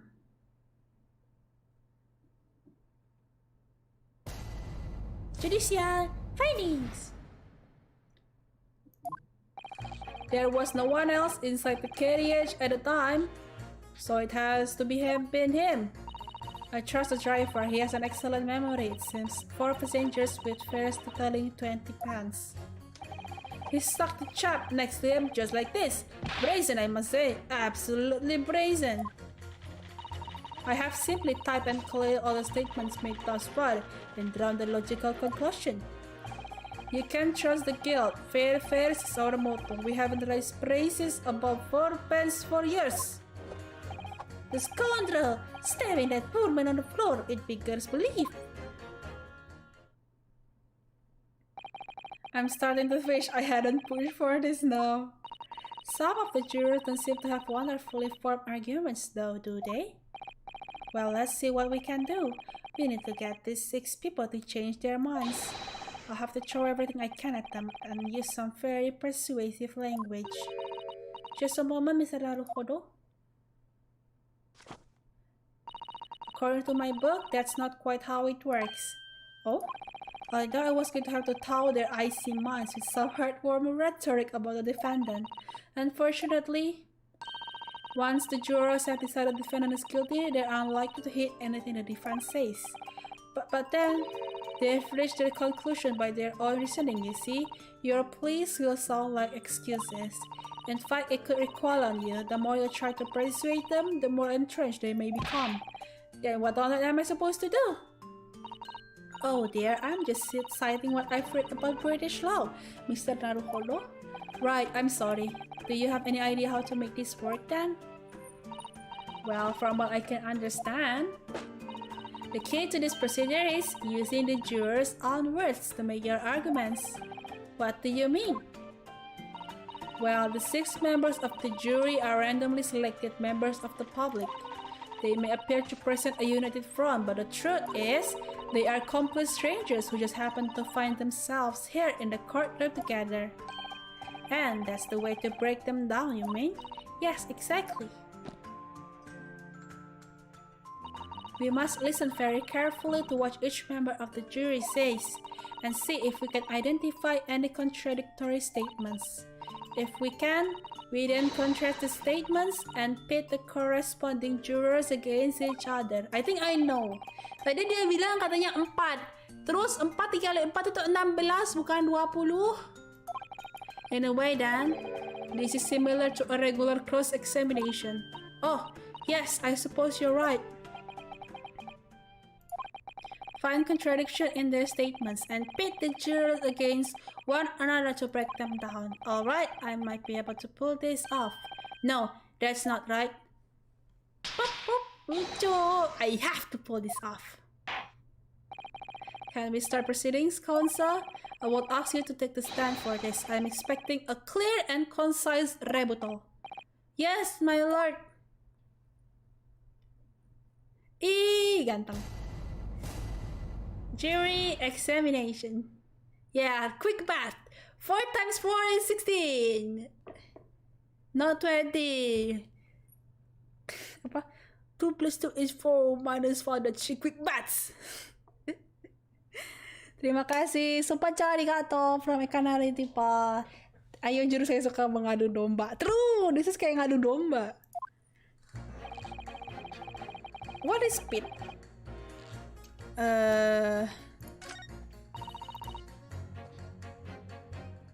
This one and this one. Those 2 statements clearly contradict each other. They do? Explain yours, Conce. Me? Oh dear, what have I said? I swear on Silver Blaze maiden name, I haven't the first idea. Wait, I'm gonna say first.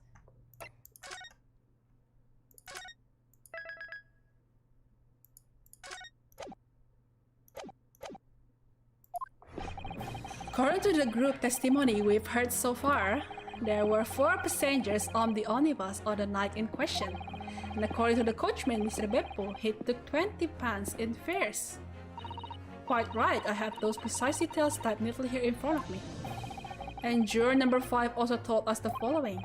The fare from the omnibus is always 4 pounds. That it is, a fair and convenient single price, just the way London's carriers should be operated. But that doesn't add up at all. In fact, it leaves a glaring discrepancy in the facts. Why man, why? 4 passengers paying 4 pounds here. If you do multiplication, 4 times 4 is 16, not 20, that's a quick maths. It will be 16 pounds. Exactly as I say, it doesn't add up. The figures are different. By 4 pounds in fact.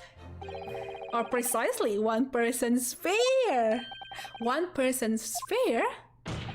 Mulai ganteng. Yes, in other words, on the omnibus that night, it's distinctly possible there was another passenger we've heard nothing about. Good gracious! Turn around. This can't be right. The coachmen of the guild are good, honest men, one and all. Trustworthiness is our watchword. The figures your coachman claims most certainly do not add up. Your watchword, good sir, is a fallacy. I beg your pardon? Mr. Guildmaster, I think you ought to consider that if this trial were to end now, the news will surely spread all over London. The news that one of your coachmen tried to hide the fact that he lets nefarious characters ride his omnibus. Alright then, how do I make it so this miserable trial doesn't end, huh? Good. Well, according to my book here, you simply launch a ball of fire into the innocent side on the set of scales. Hello, hold your horses there, coachman. We were on agreement. Why do you have to go at... Wait till I get my hands on you, Beppo! Yay! Oh, this is all very irritating. Begging your pardon, sir. I'm going to do the same. Yay! Meido-san! For the love of Mike, not you as well. A penny can be the difference between a smile and a tear, after all. I certainly can't put my trust in someone who doesn't follow my exacting standards in financial matters. Oh, really? I, for one, think it's only proper that we hear from the witnesses again. Oh, well done, Mr. Naruhodo, you did it! If we can manage to change 2 more jurors' minds, we can force the trial to continue. 2 more, actually. There is something else that's bothering me about a couple of their assertions. Then there's where you must strike next. Adu domba lagi. Exactly! Let's adu domba! Well, the scales of justice have shifted, but they still weigh heavy on the side of guilt. Consul, you have the floor again. Continue with the Summation Examination.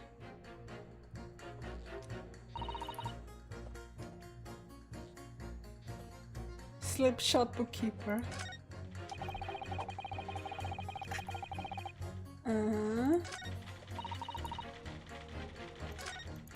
Wait.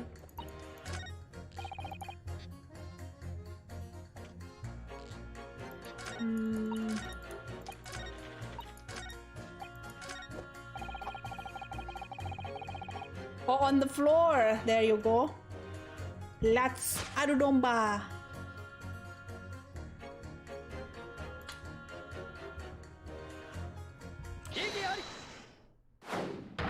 The 2 statements are completely contradictory. What? Explain, Consul. Post haste. Oh, dear me. I was only knitting a jumper for my other half. What is all this claptrap? What does contradictory even mean, I ask you? We have heard from more than one witness that they allegedly saw the actual moment when the defendant stabbed the victim. Now, out of curiosity, juror number 3. What? Can you see that I'm busy here?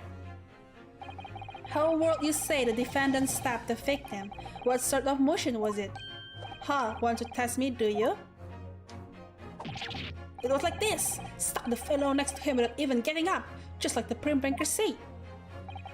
Yes, that was Mr. Fairplay's testimony, quite true. Now then, juror number 6. Oh, is that me, is it? What can I do you for, young man? How would you say the defendant stabbed the victim, madam? Well, dear, as far as I understand it was like this! He stabbed the poor man after he had collapsed on the floor. The coachman said so. Now don't move! Take a look at these 2 jurors. He stuck the fellow next to him without even getting up. And he stabbed the poor man after he had collapsed on the floor. Well, I never! They are stabbing in totally different directions! What? Bless my statues, what a muddle! What this tells us is that there's a strong possibility one of the witnesses isn't telling the truth. Oh, but why? Why the deacons would they lie? I don't know that yet, but what I do know is that if the trial ends at this point, we may never find out. We may never know the real truth. Ladies and gentlemen of the jury, can you really let that happen in all good conscience? Lies, you say? Oh dear me. Yeah! I can't abide people telling lies. Yes! The scales! I don't believe it! Yay! Naruhodo-san! Wait! Now here it is, my fellow jurors. I warn you, you cannot listen to this man. Look at him in his black suit. He is clearly some devious Eastern sorcerer using magic on us all. If I could use magic, do you really think I'd be putting myself through all this? Answer me this, dark jinx. Huh, Mimi? What exactly is the problem? Not of it if 2 witnesses have slightly different recollections of events. What of it Let's say the Shylock disturbed the victim as he was sat next to him on the omnibus, and this young dandy saw him do it. And now let's say the victim collapsed on the floor, and then the Shylock stabbed him again, and this old lady saw him do it. Well, what's to say it didn't happen like that, huh? Why are you calling dandy, sir? Why I should take this knife to you? Who are you calling old? Why I should take this needle to you? They are ready to kill each other now. But could the foreman of the jury be right? Did the two witnesses see two different moments of the same crime? Wait, let's see. Kalau nggak salah cuma nge-step sekali kan? Single step, ya. It's out of the question.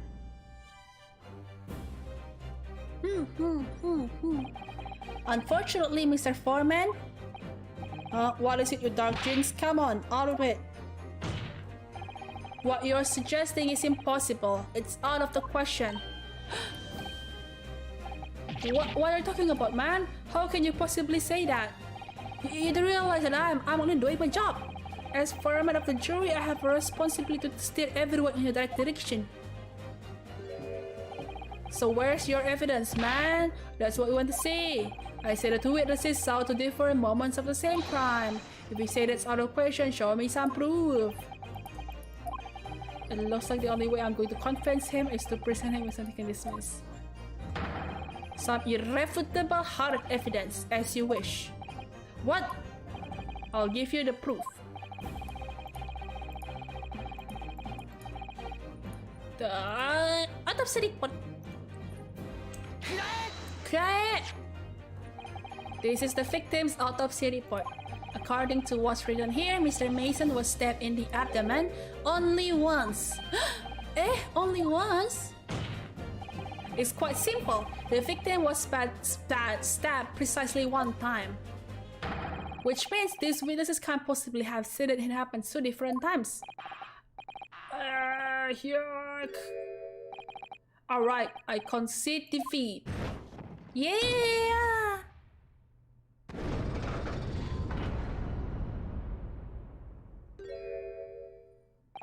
Wait, that means 4 jurors are now leaning to not guilty. They've done it, Mr. Naruhodo. We have won! Not yet though, but yeah, we won! What are you playing at, you dandy fool? Shut your trap, sir. No one deceives me. But we had a consensus. I said shut your trap. I know why when I see one. And if the chap ever dares to cross the threshold of my shop, I'll take this razor blade and shave every last hair of his head. Please tell me he's a barber. Well, in a quite remarkable turn of events, the defense summation examination has flipped the balance of the scales of justice. The jurors now stand at 2 for guilty and 4 for not guilty. Accordingly, there is no longer a large enough majority among the jury for me to adjudicate, and the trial must continue. Yeah, boy! I hereby ask the defense, prosecution, and witnesses to return to their places, and I call upon all of you to continue to pursue the truth.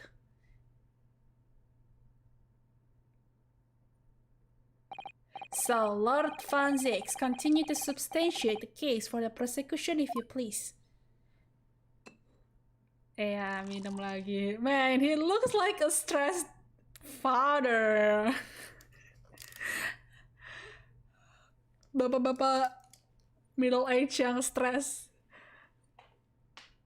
Anak ceweknya, oh my god.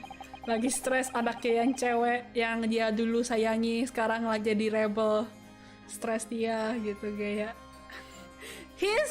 Van Zix is the type of guy that would say to his daughter, Daddy, can I marry you? Yeah, let's get married. Okay, gitu kayak.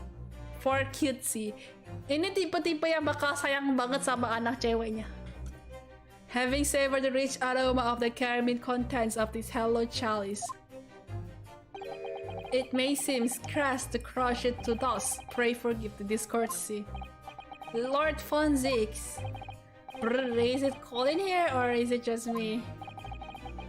As your antiquated tome no doubt says, the prosecution may not speak during a summation examination. Oh, so I honored a deadly silence and listened to the charade. It seems I overestimated the intelligence of the jury. Hey, rude. Well, no matter. There is nothing so hard to prove as a self-evident truth, it would seem. No, and why else would we grace the courtroom with our presence after all? So, let us proceed to the next round of battle. Oh my god. Bring forth the witnesses once more! Oh my god. He is so extra but so handsome, dang it. Ganteng tapi lembay banget. Witnesses! I trust you heard the summation examination we have just had to endure. Oh, yes, sir, I did, sir. Of course I heard it. Oh, yes, sir, I heard it. Yo, sir, on the end, the coachman, I believe it's Wepo? Yes, sir, my lord, sir. If it transpires that in your previous testimony, you are attempting to fail the presence of a fifth passenger on your omnibus, you will be found guilty of perjury. You are advised to bear that in mind, sir. Mio. Why is this pulling Hana Makia? Oh, Dios mío.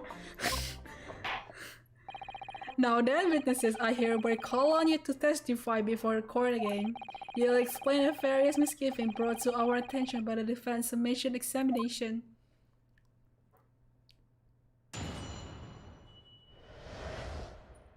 Okay, let's say first.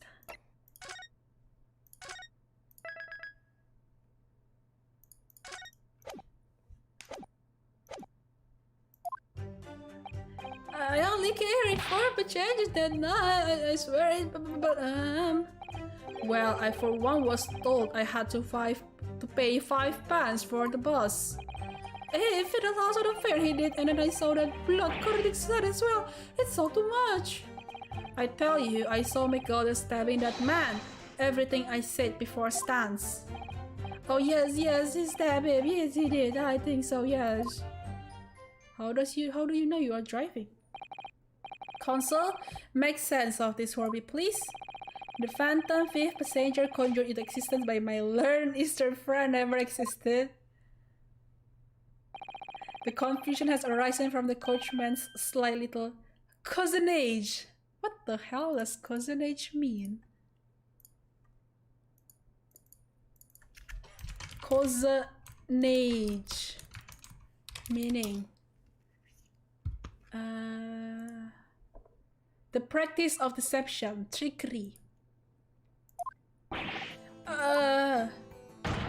Beppo, explain yourself. I'm terribly sorry, good master. The guild's fare is £4 across the board. You know that. Am I to understand that you've been overcharging our passenger by a penny a fare? Pian, it's so cold and the last round of the day is always half empty. You have been dishonest, coachman. Oh, I'm sorry. You're a disgrace, Beppo, a disgrace! And your selfish actions have brought dishonor on the entire guild. If I may, sir, I had to pay £10 on the bus just last week. What? For passengers at £5 is just, yes, £20. I have done the arithmetic 10 times already, but I just can't make the result come out differently. No, that figures. Well, it would appear that one of the aforementioned misgivings has already been explained. So, counsel for the defense, your cross-examination if you please. We've already had the pleasure of a protracted summation examination today. I see you intend to continue the parlor games. Absolutely.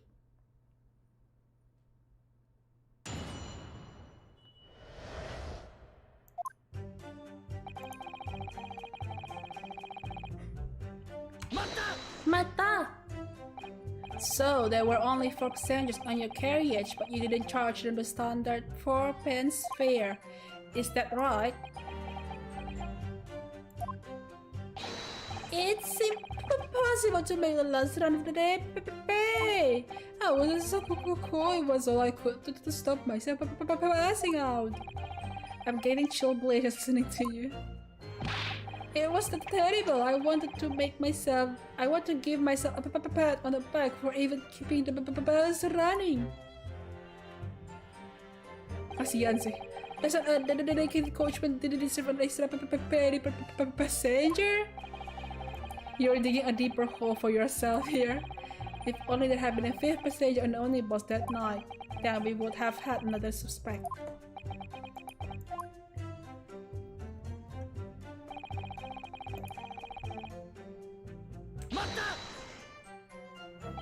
Does that mean everyone on the board that night paid 5 pounds instead of 4? Well, I paid 5 pounds too, sir. And I just told you that I did. And a flat fare of 5 pounds across the board. The grandpa brings the cold weather with him inside. I know, I feel cold just looking at him. It's not something to be proud of. The so-called discrepancy my learned friend identified was nothing of the sort. Much like the phantom killer you so desperately needed, it's gone, dead and buried. I'd have been happy if it had ever existed in the first place.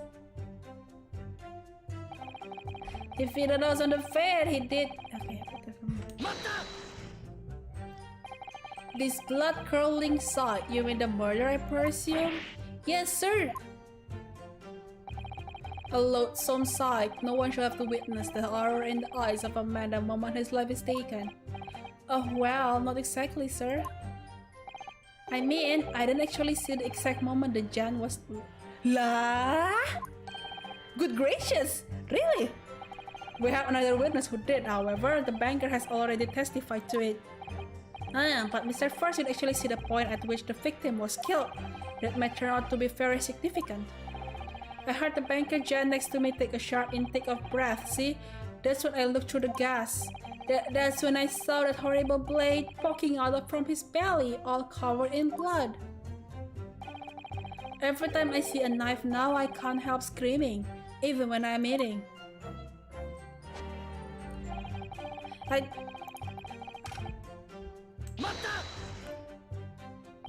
So you saw the defendant, Mr. McGuire, stabbing the victim, Mr. Mason, who was sitting next to him? That's what I said, isn't it?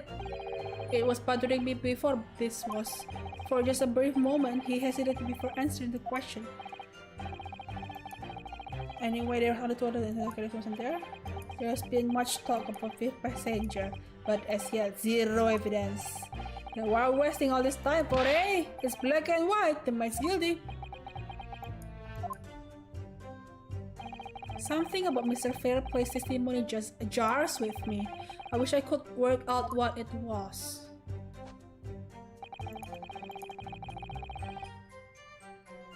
This one? Salah pencet.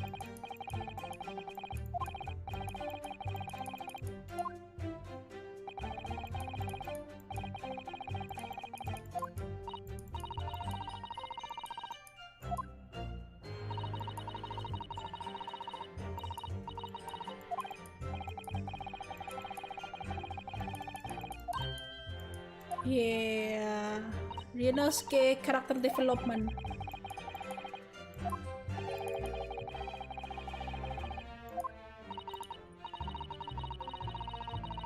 Oh, ada yang ngeriak.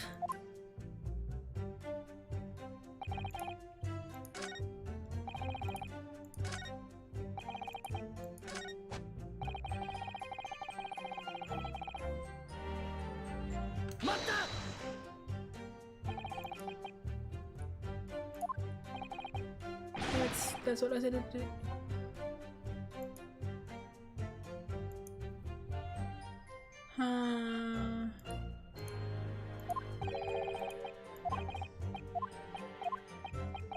Wait.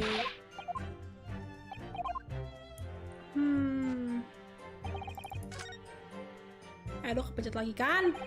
Iya.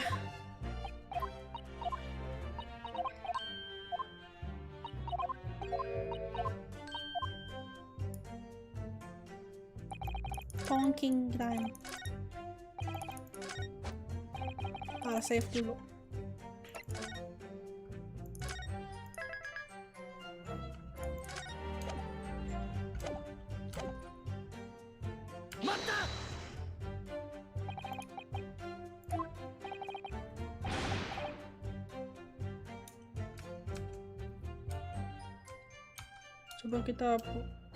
Coba kita pusing. Cotto. Apa nakaya besar? Oh,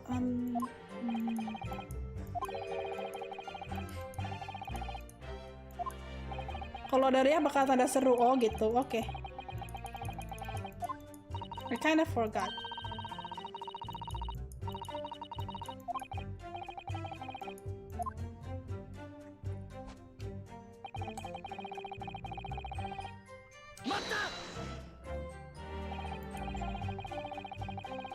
Earlier you testified that you saw the moment when your defendant allegedly stabbed the victim, didn't you? Oh yes, that's right. You said that the victim was on the floor and described the assailant holding the knife in an ice pick grip. I suppose I might have, yes, put the cart before the horse, maybe.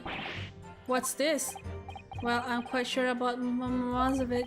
I was driving the horse when I heard a scream from the seat on the roof deck. Oh, I expect that was me, sir. Then when I turned around, yes, I saw it through the skylight. The gentleman was on the floor and the knife was sticking up out of his midriff. And the fellow holding the handle was the famous man, yes. So in short, you didn't see the moment when the victim was actually stabbed at all? I really thought I did, but when I go over it again in my head, no, I suppose I didn't actually see the precise moment of the stab. Nanda to? Chatto? Do you have something to say about that, Mr. Fairplay? Now you listen to me. I know what you're thinking. He didn't really see the exact moment the fellow was dead. What are the chances of that? Eh? Are you asking me or telling me? He's getting flustered. I might be able to extract some new information from him if I answer it cleverly. Could he have just happened to see the exact moment his crime was committed?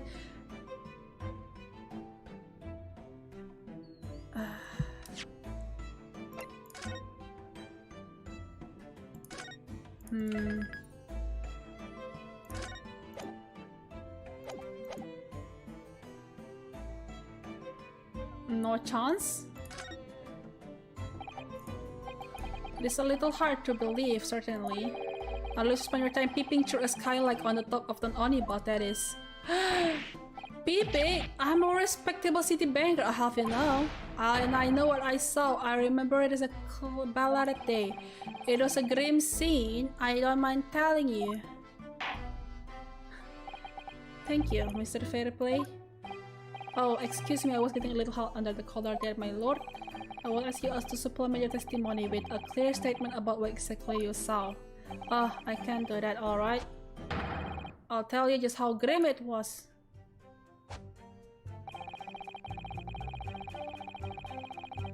Blood-soaked hands. Sassy baka. He wears gloves! You sassy baka!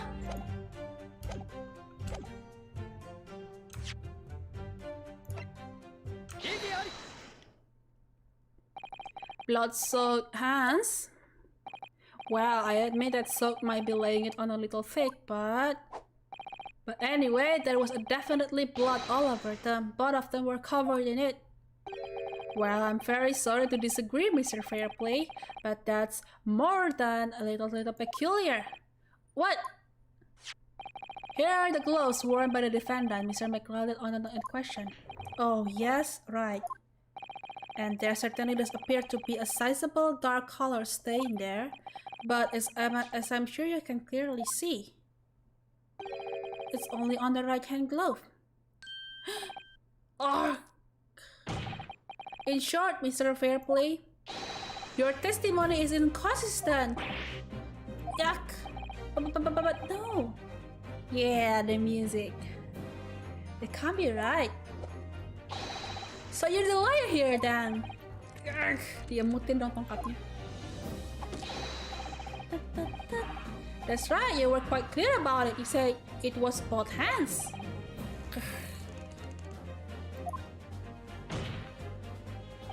Mr. Fairplay, if your last statement was a lie, it calls your entire testimony into question. You say you saw the moment the victim was stabbed, but is that really the truth?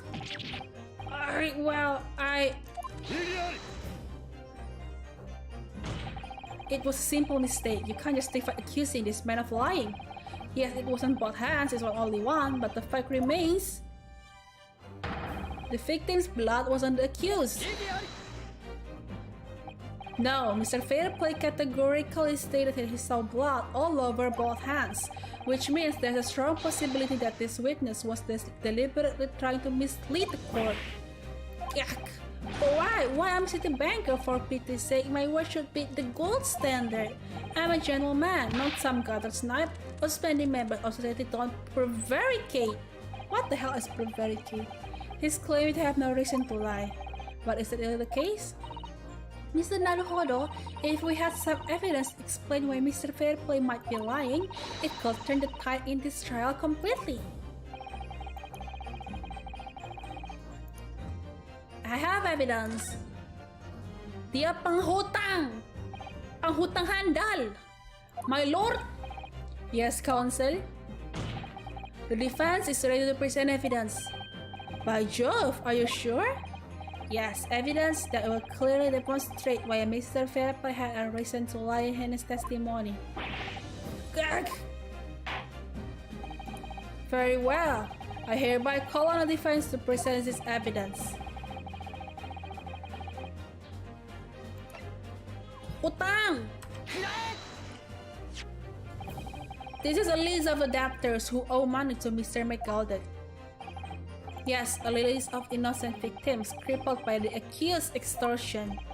The point is, among the names of the debtor is your name, Mr. Bruce Fairplay. What? Mr. Fairplay, are you currently indebted financially to the accused? No, well, it's barely worth of being called a debt. According to this ledger, you owe 20 guineas, not an inconsiderable sum of money, wouldn't you say? Well, what of it? Let's suppose Mr. McGoldrick were to be found guilty of murder. What will become of your debt in that case? These documents state that the loan agreement is forged between two individual parties. Therefore, were the creditor, the defendant here, to be sentenced to a capital punishment, all outstanding debts which were owed to him will be annulled. They will cease to exist. Cease to exist?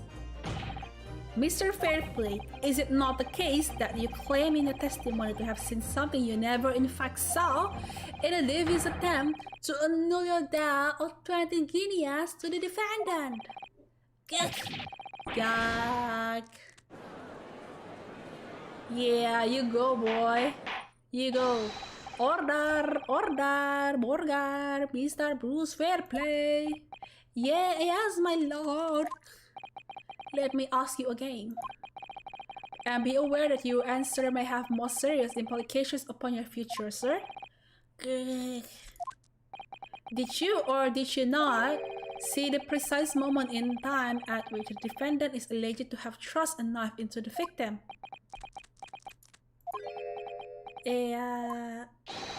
Your silence speaks volumes. You did not tell the truth in your testimony. Alright, now let's not make a melodrama out of this. Perhaps I did overstate the truth in a pinch. A pinch? But it makes no difference. I definitely remember seeing blood on Mr. McGoldrick's hands. Both of them. And yet, only one of the defendant's glove, which we have here as evidence, is stained. So you keep saying. I wonder if I might be allowed to speak, sir? Go ahead, Mr. First. Well, the thing is, I think I remember seeing it myself as it happens. Seeing what? The blood, sir, on the assailant's hands. I think, yes. I'm almost sure it was on both of his hands, not just one. What? What?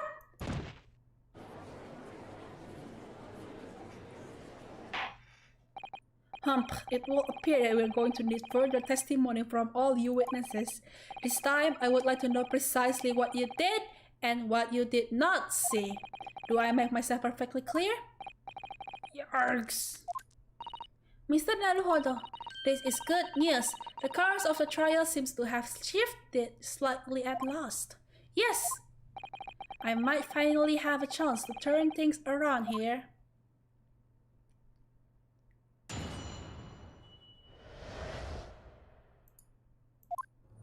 There was blood on both hands of the assailant. I sincerely and distinctly remember that. However, I suppose you might say that I didn't see the exact moment the stabbing transpired, if that matters. I remember seeing the knife and I remember seeing both of the attacker's hands with blood on them. I didn't actually see anything myself, no, not until I heard the scream. Anyway, the fact remains there can't have been anyone else inside that carriage or we all would have seen.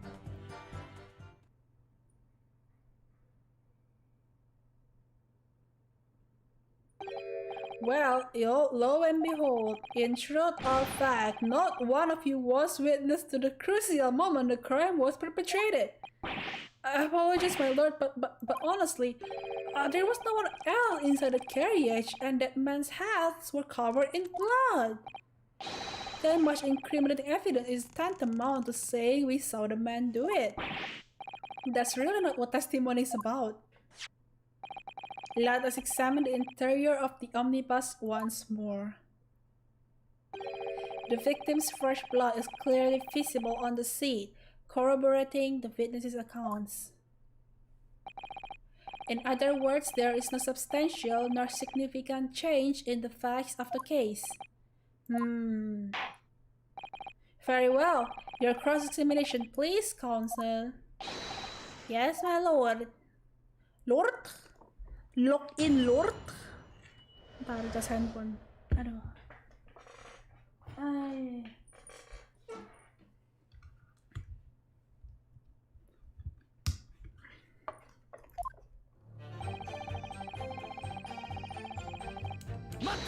Mata! No, the evidence tells us otherwise. You have the gloves the defendant was wearing on the night in question in the court record. I'm well aware of that, sir, but nevertheless, I know what I saw and I stand by it. The man had blood on both his hands. He's defiant even in the face of hard evidence.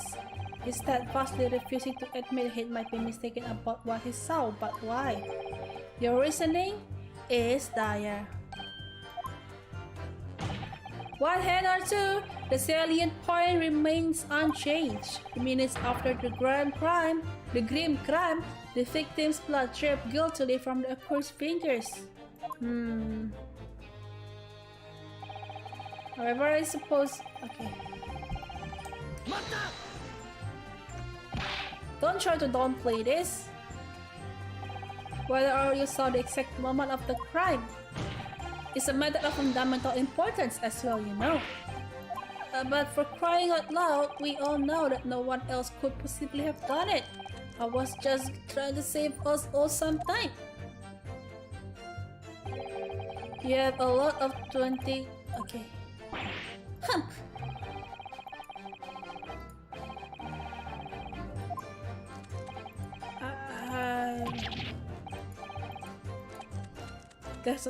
That's not entirely not what I was hoping for. I just lost a little guinea or 10 when I backed the wrong horse into the derby. Ternyata dia tukang ini. Aduh apa? Horse race. I'm a banker. No one bets an eye if I borrow a little spending money for the weekend. No. Judge is disappointed. I think you may have felt rather more about your character than you bargained for, sir. Pacuan kuda, ya betul. Umamu sume.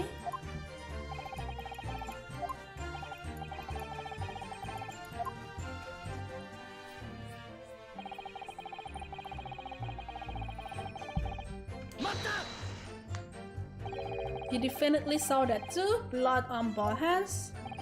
Yes, sir. I mean, I know what you're going to say. Only one of Mr. McGilder's gloves has any signs of blood on it. That's right. The thing is, as far as I remember, sir, when I looked up and saw Mr. McGilder sitting beside the other fellow, I don't believe he was wearing any gloves, sir.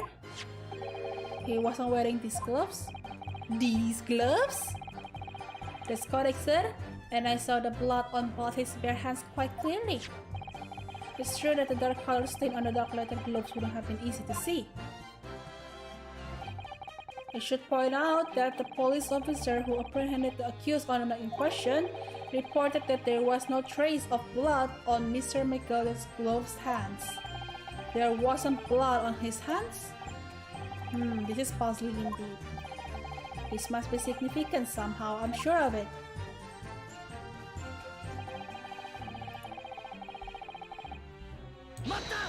Mata!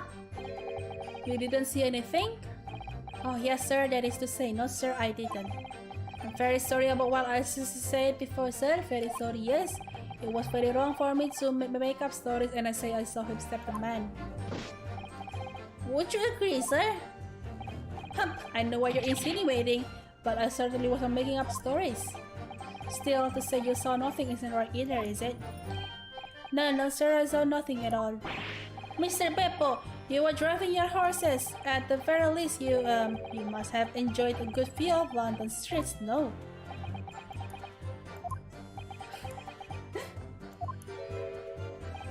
Oh please, you didn't even see that?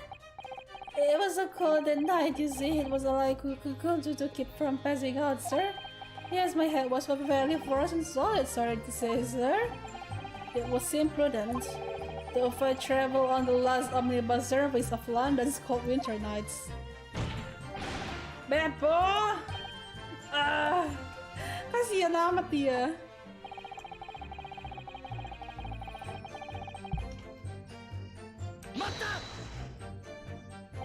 And everything you saw of the incident was through the skylight on the roof of the omnibus? That's right, it was fiercely cold that night, but the glass wasn't frosted over. Oh yes, I remember I was shivering, it was so bitter. Which rather begs the question of why the pair of you were sitting on the roof deck in the first place, true? Well, I don't know about this young fellow, but I couldn't enter the cabin. Huh? Why not? It was locked from the inside. I tried knocking, but no one opened the door. Oh, saucy! It was locked? That's right, and it's a public bus service, for pity's sake. That's what I call fair play. Yes, I had exactly the same experience. I tried knocking, but the gent inside just gestured at me to clear off.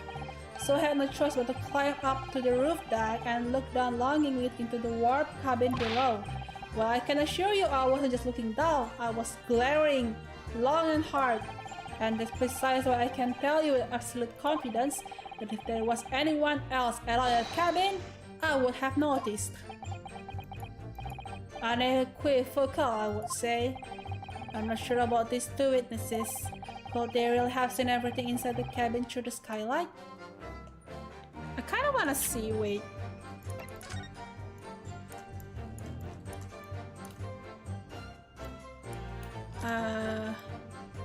Wait, can I zoom there? I can't.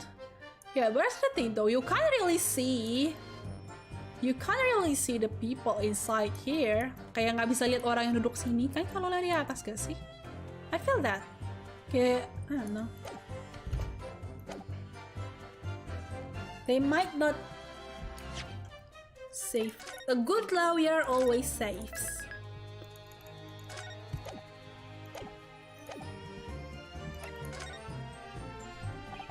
Allow me to confirm one thing, Mr. Fairplay. You were riding this omnibus and witnessed the events in the cabin through the skylight in the floor of the upper deck, is that right? That's right, yes. In that case, there is a portion of the cabin interior that will have been out of sight from you. What? By golly, really? Obviously at this stage we can't say for sure. but the possibility cannot be denied that at the time of the incident, there could have been another passenger in the enclosed cabin of the omnibus. Enough hypothetical meandering, my Nipponese friend. The prosecution demands that you substantiate your claims. After all, the scene of the crime is here, in the flesh. Very well, I will uphold the prosecution's demand. You will identify the area on this cross-sectional plan of the omnibus. Where exactly in the omnibus are you suggesting that the portion as you have been situated? Like here?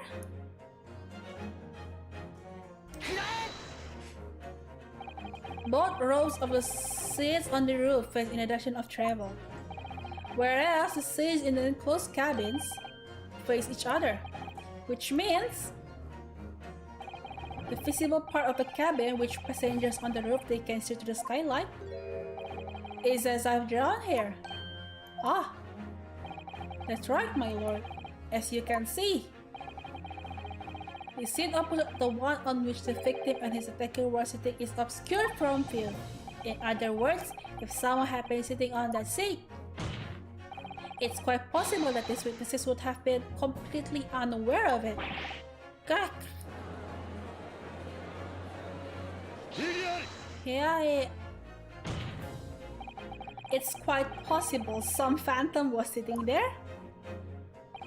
Your Nipponese have a forbidding habit of obscuring the truth with ambiguity. I concur with the prosecution's rejoinder. In a British court of law, evidence is paramount. I cannot entertain this conjecture, counsel. That is, unless you're able to put a name to this mysterious passenger to whom you allude. Can you, Mr. Naruhodo? I honestly don't know. Who could it have been? Who could have been in the other seat, which was out of sight from the witness on the roof deck?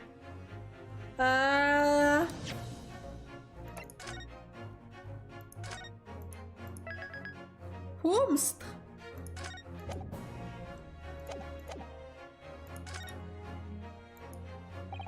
I understand, my lord. The defense would like to put forward a name. You are a fool. That response was a desperate attempt by a man who has no notion of his own limitations. A toast to hard lessons not yet learned. Let us not delay, counsel. The defense is still to name the passenger in the other seat.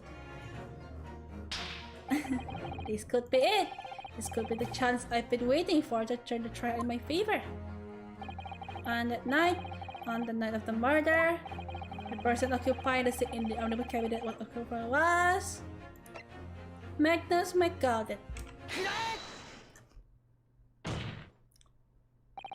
passenger in the enclosed cabin that what the witnesses on the roof deck failed to see has to have been Mr. Magnus McGalden. Mr. McGalden? What are you talking about, counsel? That's the name of the defendant. Kill! Anjir! Bikin kebakaran! If I desecrate this chamber by smashing my hello chalice, do forgive the discourtesy. Lord Fonzix! People thought of those tiny island nations in the Far East as having a learning and culture of their own, but I see they use the terms ill-advisedly. What are you trying to say? Let me explain in terms that even a student of an artless backwater such as yourself. Why do you keep roasting him? Stop roasting him. When the bloody scene unfolded, the victim and his assailant were sitting side by side. Multiple witnesses have attested to the fact. It's the very premise on which this case is built. But that premise may be wrong. What? If the victim really was sitting beside Mr. McGilden, it creates an inconsistency that can't be reconciled in any way. What inconsistency, counsel? The defendant glows, my lord. Both witnesses made the same testimony. They claimed that there was blood on both hands of the person sitting next to the victim. Yet we know the truth to be otherwise. Only one gloves bear the gory remains. The point is, even in the face of this irrefutable evidence, both witnesses have maintained their stance. Yes, their testimony remains unchanged. Exactly, they both adamantly swear that they clearly remember seeing blood on both hands of the assailant. In short, their memories of events is correct, and their testimony reveals the truth.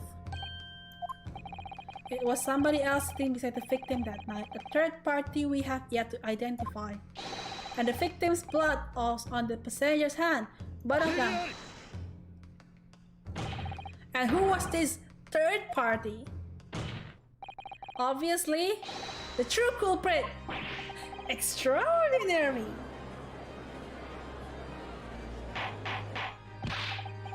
Order, what exactly are you postulating? The defense postulation is just that, nothing more than a conjecture. The witnesses have clearly stated that they saw the accused. But when elaborating on his testimony, Mr. Fairplay said the two of them were wearing hats and I could exactly make out their faces. Yes. The tops of their hats were obscured by the roofs. I could see the rest of them though. Yes, that's right. Both gents were most certainly hatted. Hatters do tend to notice such things, sir. And what particular styles of hat did the two gentlemen sport, Mr. First? I'm afraid I don't remember. And you call yourself a hatter? The style of hat makes no difference. There was no third passenger in that cabin. How can you be sure? Because if there had been, the accused Mr. McGilded would undoubtedly have over to depose the fact. Unless, that is, you are proposing an even more purposive explanation. That the accused failed even to notice the presence of the true culprit in the very cabin in which he traveled?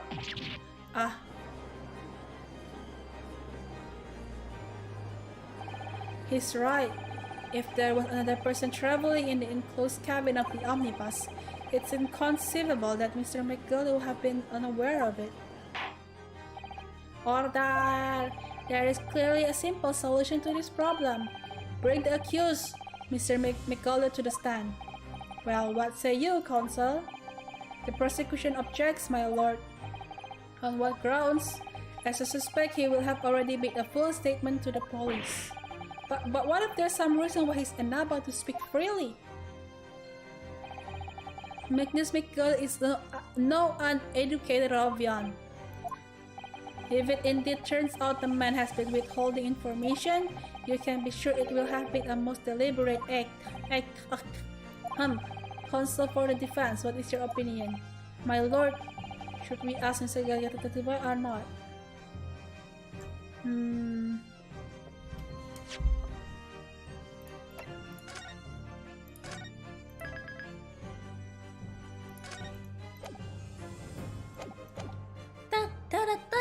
Demand his testimony. Yes, we need to hear what he has to say in order to find out the truth. The defense would like to call Mr. McGilded to the stand.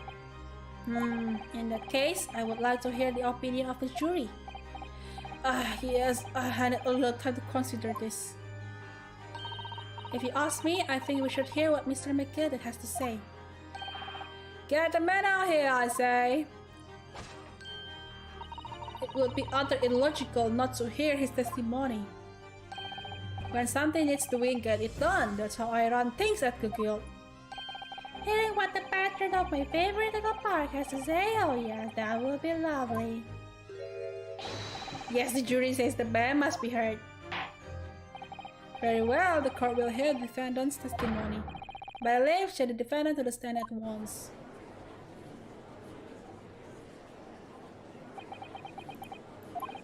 Now, maybe what actually happened that night will finally become clear.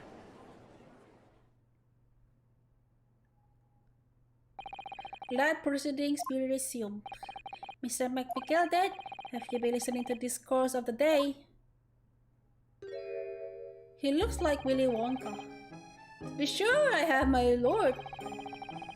There are now two matters on which the court decided to hear from you. The first is whether or not there was a third party with you in the omnibus cabin as proposed by the defense. The second is that if such a person was indeed present, why did you conceal that fact from the police? God, no! It is not in my nature to hide anything at all. Just answer the questions, please. The truth of the matter is, I've been desperate about this all along. Do I tell you so or keep my mouth shut? Tell us what, Mr. McGilded? The fine fellow representing me is absolutely right. In the carriage on the night Mr. other band, there was another passenger. What's with people and try to hide another person? Di kasus pertama juga ada. It's true? Aye, and it was me who helped the little urchin get away after it all happened. You... What? Kenapa pada sembunyiin orang terus sih? No, Magnus McMichael, that convenient excuse can't save you now. I'm truly sorry, so I am Lord Fonzix. I'm sure you'll be wanting to know why I said nothing when I was taken in by the police. I do be having a very good reason, I assure you. Which was? Well, the little child was just in the wrong place at the wrong time. Oh, and not in any way involved, you see? What? If the police had known the wee one was there, they have assumed she did it. They have hauled her into this here courtroom just like myself. I was only trying to spare her that. Young hearts and young minds are easily damaged, my lord. And who was this young child of whom you speak? That I don't know. You don't know? Well, the weird thing just happened to be in the carriage that night. I never saw her before or since. We have absolutely no reason to believe this man. The prosecution calls for the witness statements to be disregarded by the court. You know, I would not be so surprised if the urchin isn't here in this courtroom as we speak, listening to the proceedings. What? Eh? Huh? Smoke? Fire! Yes, a fire! So much... Eh? What is going on? Be careful with that hodo, cover your face! What?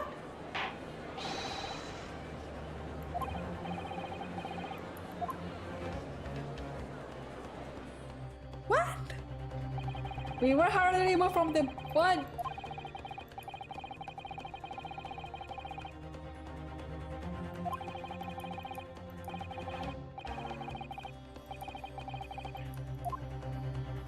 What? What? What? What?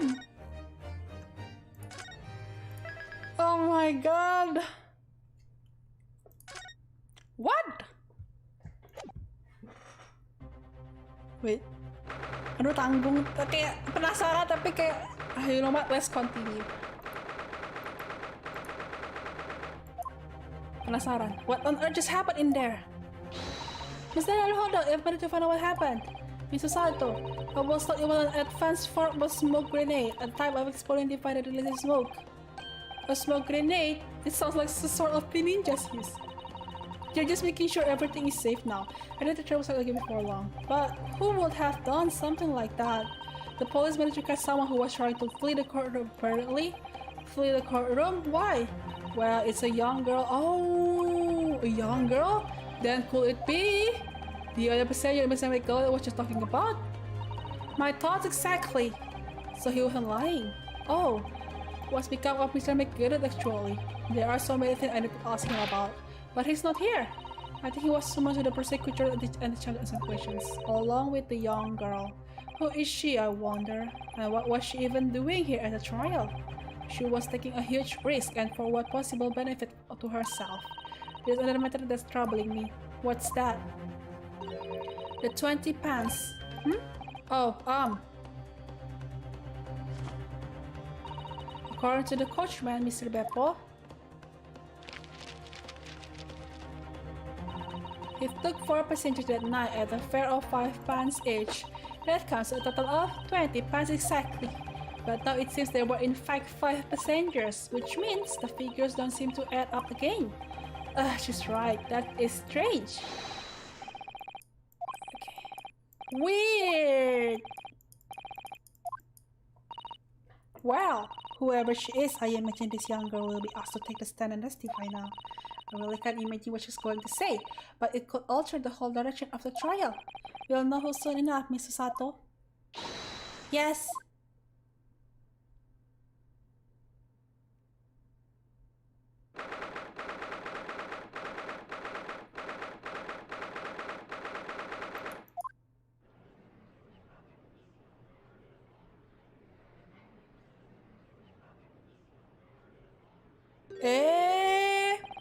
There's the young girl next to Mr. McGilded. Look! She must have been the one who caused disturbance before. Well, after that rather eventful recess, the court will now resume the trial of Mr. Magnus McGilded. Now then, Lord Von Zix. My lord, I believe you have established the cause of the smoke which failed proceedings earlier. It seems to have been an advanced form of smoke grenade. Good gracious, the army! What in the devil's name? It was an elaborate attempt by a young girl to cloak her escape from the public gallery, but she was caught and now occupies the stand. Your name, girl? Are you responsible for the smoke grenade which induced such pandemonium here in my courtroom?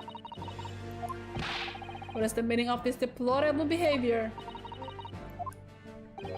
Ahem, if I may, my lord. Yes, Mr. McGilded.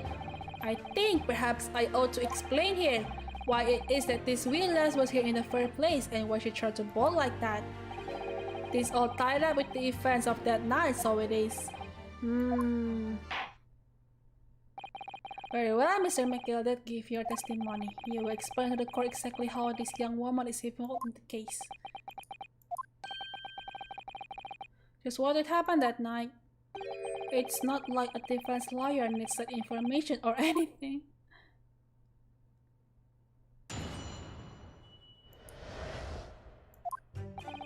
On the night in question, I took the backseat in the omnibus promptly and nodded off. Then begola, a loud thud and a wheeze scream woke me up with a fair start. There was a fella collapsed on the floor at my feet, so I set him up on the seat across me. Then I turned to find out where the scream had come from, and bless my soul, what did I find? There was a child in there, all curled up in the ball, hiding her wee self away.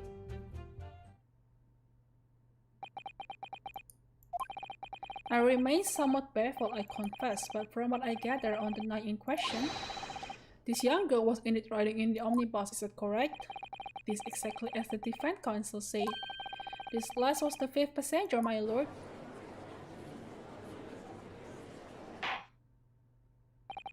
Very well. The defense may now cross-examine the witnesses. Are you ready, counsel? Yes, my lord.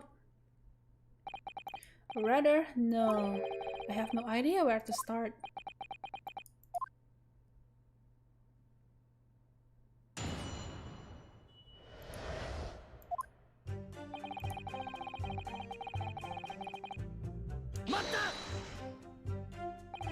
And when you first got onto the omnibus, were there any other passengers already on board? There were not. The cabin was empty and there was no one on the roof deck either. You were the first passenger, as it were, I see. Aye, and that's why I took the back side as I did. This is the most comfortable, so it is. Could you explain exactly what you meant by the back seat? The back seat? Itu, ke situ, back seat. Ke situ, gitu. Jawabannya ini, jawabannya itu. By all means, this is how you already described it earlier. I'm talking about the seat opposite the one in which the poor gentleman who was stabbed was sitting. Like I said, this is the most comfortable and where I feel most at ease. And of course, I enjoy gazing through the skylight from time to time as well.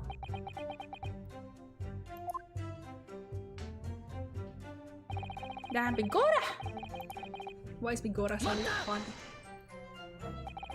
Loud thud, you say, and a scream?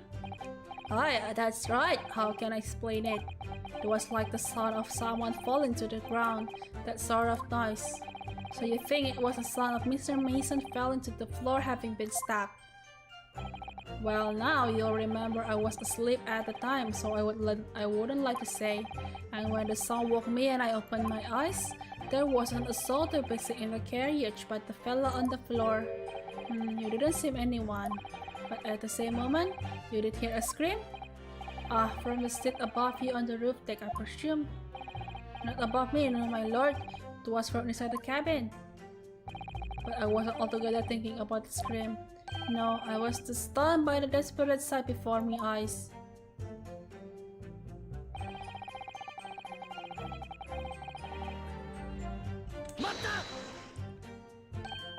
You set him up? The victim, you mean? That I did. On the seat across from me, as I said, I could plainly see the poor devil was already gone. And you wouldn't leave a dead man just lying on the floor now, wouldn't you? This common courtesy, so it is. I find it a little hard to believe. Lord Fonzix, now why would that be? Wow, ternyata McGill adalah Oni-san. You wake to find a man lying dead at your feet in the carriage. Any normal person would hail the caveman. Any upstanding member of London society, that is. Well, now, as you know, I'm in something of a special line of business. The business of lending money at exorbitant rates of interest. Unfortunately, my lord, not everyone is thankful for the help I offer them, and some will even see me dead. So I do try where at all possible to avoid getting myself in a tangle with trouble.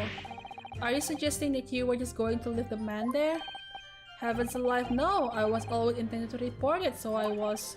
Only I had a mind to find out the whys and wherefores first. The whys and wherefores? Right you are. There was something that I wanted to understand before anyone else got to meddling. That wee scream I heard, for example. Wouldn't your good self do just the same? Yes. The scream he says here at the same time as the thought of the victim collapsing.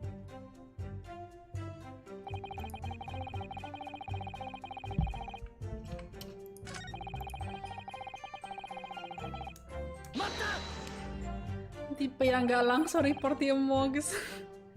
Karin talks dulu dia. You say she was hiding herself? Oh yeah, that's right.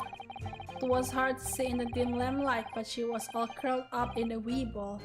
When our eyes met, well, my heart nearly stopped beating in me, Chase. You're really overacting this. Still and all, I pulled her out from under there and sat her on the seat opposite so I could have a wee chin wag with her. The seat opposite? That's right, just next to the gentleman there. You said this young girl next to a corpse, sir?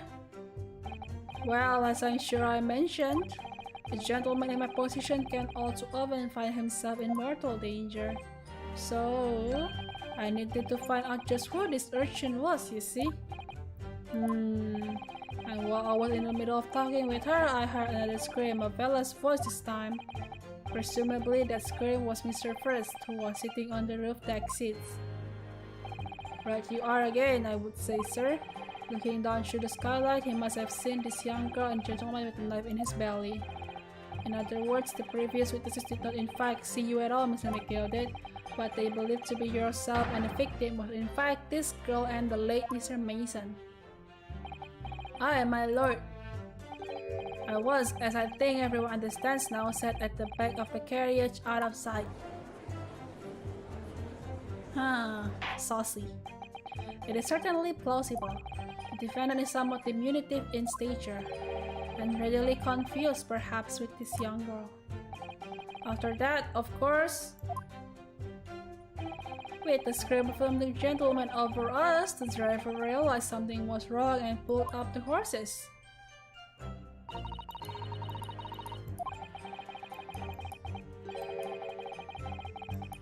Bingung. He's trying.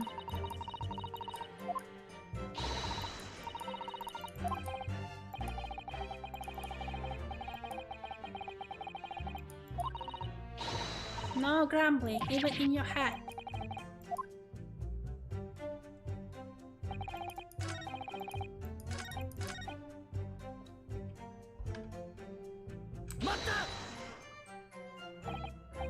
I'm afraid I don't understand. I'm sure you told the court that there was no one in the case except yourself and the victim. So I did, sir, so I did. As far as I could see, that is. What do you mean by that? Well, now, this is a queer thing. This whiskey I heard as I woke up. It came from, if you excuse the full expression, under me backside. Good gracious! Under your backside. And when I lifted the seat on which I've been sitting, I found there was a wee cubby hole there for storage. Mr. Naruhodo? Okay, I saw it.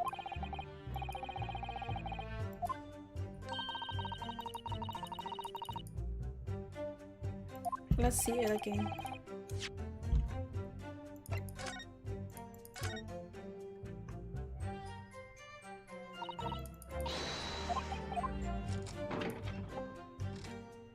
Oh, ternyata di bawah lantai ada darah juga ternyata. That's blood, isn't it? Is something wrong? Oh, it's just, well, this blood stain is so obvious, that's all. And yet, Zanfix had made no mention of it. I suppose that does seem a little strange. Why do I have such a bad feeling about this? Jangan bilang dia seperti si siapa? Godot. Nggak bisa ngelihat merah.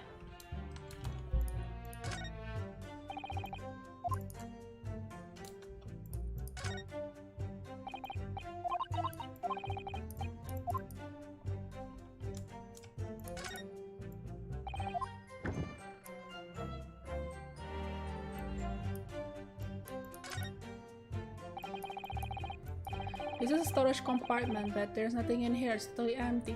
Nah, tadi ada barang, kok sekarang hilang? Some things doesn't seem right here, but I can't put my finger on what it is. Tadi ada barang, kok jadi hilang?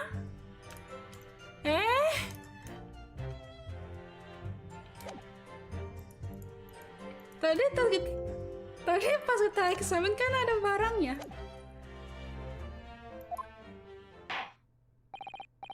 Tadi pas awal aku eksamin ada barang. Thank you, I've heard enough. The events as explained are clear in my mind. However, at least one conundrum remains. Who is the girl? Her name is Gina Lestrade. Lestrade? She's a chancer, earns her cross. Lestrade is the name of the, I think it's the police, it's the inspector. Inspector is Sherlock Holmes. She is a chancer, earns her cross among the large crowds, relieving people of their purses. What's commonly called a pickpocket. What? This girl here? Petty thief? Order, order! Is this true, Mr. Lestrade? Miss Lestrade, I will answer the question. Aduh. How dare you? What is the meaning of this? Ih, kabur. Kabur. The girl, she's gone! Open your eyes! I'm over here. Cantik. Good gracious, how? What was the point in that little side stuff? I know what you are taking. Go ups all the same. They started little dipper, you'll say, slipped up and got caught on the job. She got herself back into a corner, so she's knifed again. Go on, that was in your ass, ain't it? Teleport beside you. No, not at all. It is a court of law. We're here to determine the truth, not... Aduh.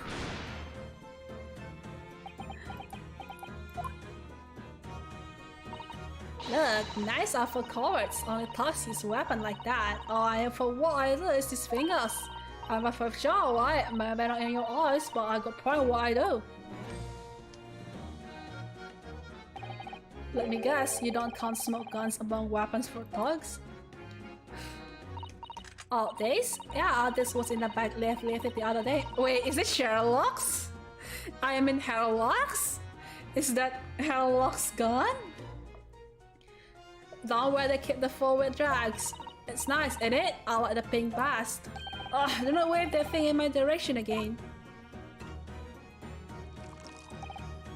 So, you admit you were riding the omnibus on the night in question.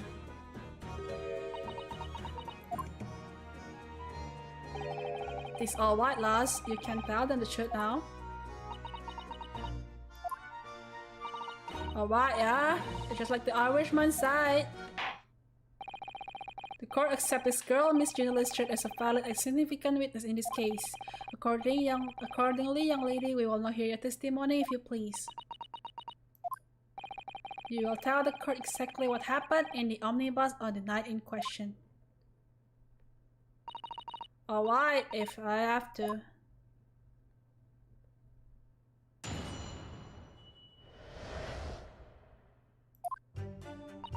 So I was now inside the carriage before they hooked up the horses just like always. But it was a while, always all time. I got nothing to show for my troubles that night. I'll tell ya, you can't see a blind thing at hiding place. It's pitching there. After a while, I had this lock band nearly jumped up my skin on it, and the scream just came out. It's because of that this was for me, and it began with mine. I have a feeling, I have a theory that itu si Masonnya maybe suicide to place the blame on the McGilded. That's my theory for now. Yes, he let you go. If I fail to understand, why would you let the street urchin go, Mr. McGilded? Oh, this simplicity itself, my lord. You see, she couldn't possibly have killed the other passenger. I knew that for a fact. How? As I'm sure I said before, sir. But why? Biar utangnya hilang, terus biar dia masuk penjara, terus utang-utang orang lain hilang semua gitu. Si Masonnya mikir kayak gitu mungkin. Kan dia nggak bisa bayar hutang kan.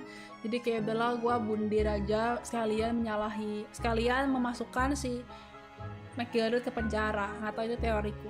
I don't know. I was sitting right on top of the place where she was hiding herself. I think a demonstration is called for. Yeah, it's a garage. This is where I was sat that night, and the cubby hole of which you have spoken is underneath the seat, I presume.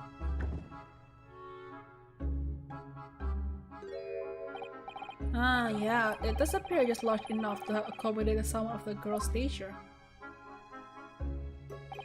Oh yeah, but of course, the wee lad was stuck in there, because I parked myself on the seat for the duration.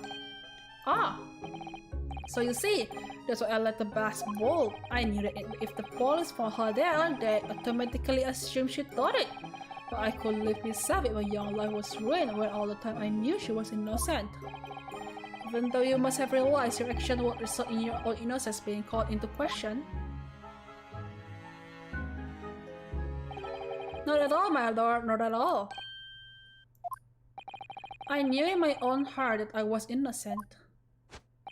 So I thought it was worth taking upon all my good name for the sake of this last fortunate lass. He's maybe a good guy, but you know, not everyone is like white or black, you know. There's a good in his evil heart. Like, he may be a loan shark, but he's good to innocent, I guess. My goodness, what a perfect gentleman! My lord, this one example of a man cannot possibly be guilty of a heinous crime like this. I'm ashamed of myself for ever doubting you, sir. Oh wow!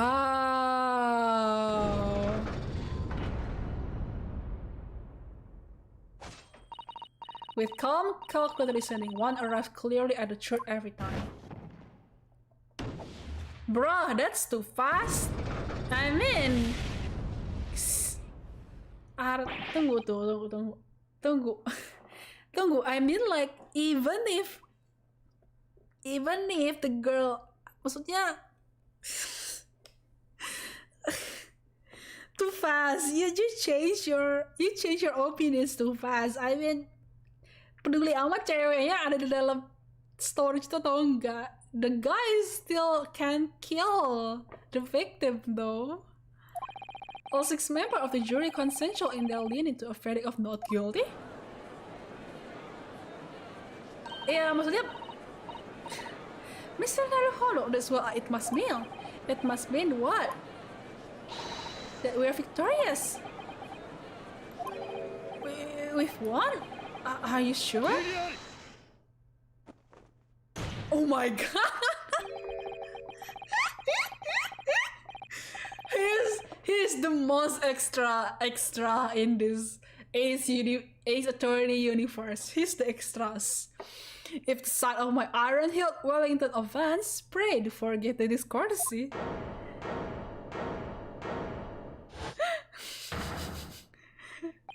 This really is a consummate example of the one monumental flaw in British judicial practices. Where evidence and reasoning should be paramount, emotion rules the day. That's it. I have to agree with the prosecutor. Now gitu loh, maksudnya your emotion doesn't mean anything. It's all about evidence here. Emotion? The witness' latest statement gives us a clear insight into his true nature. What do you mean, his true nature? Do you really think Scotland Yard will have made such a glaring omission? After the incident, the omnibus was comprehensively searched by officers of the police. Obviously, the interior of this cubby hole, as the witness put it, was included in the investigation. The compartment under the posterior seat was full of the coachman's belongings. It's noted in black and white here in the police report. Good lord! The evidence has been tampered with. In order to corroborate Mr. McGilder's story, someone has unlawfully removed everything from under the seat. What?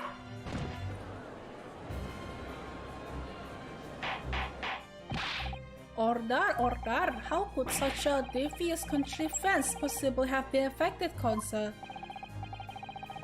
Yeah, naturally we must acknowledge the deficiency of the constabulary in allowing this to have happened.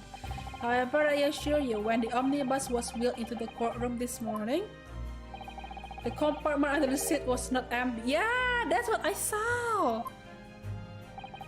Well, my Nipponese friend. Me? When the carriage was submitted as evidence, doubtless he examined it in fine detail, as would any self-respecting practitioner of the law. Pray, what did you find the condition of the underseat compartment to be? Oh, to be sure, the young gentleman will be able to clear this up in the jiffy. Sorry? Go ahead, you tell the court now, fella.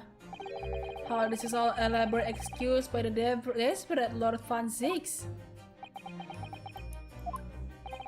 Well, Consul, do you have something to say on this matter? How am I supposed to answer? Okay, I have to lie or I have to tell the truth? I have to be honest. You gotta be honest. This is gaslighting. Dang it, this is gaslighting. It wasn't empty. I really don't know if giving this answer is helping my cause as counsel for the defense. But as far as I remember, at least, when I first examined the compartment, I'm fairly certain there were a number of articles inside it, yes. Are you sure, Consul? Otto, bewitched. What are you saying now, you daft doll? I thought you were on my side here. No, I'm on the side of justice. No, I'm on the side of Van Zix, to be honest. I'm gonna say yes to everything Van Zix say.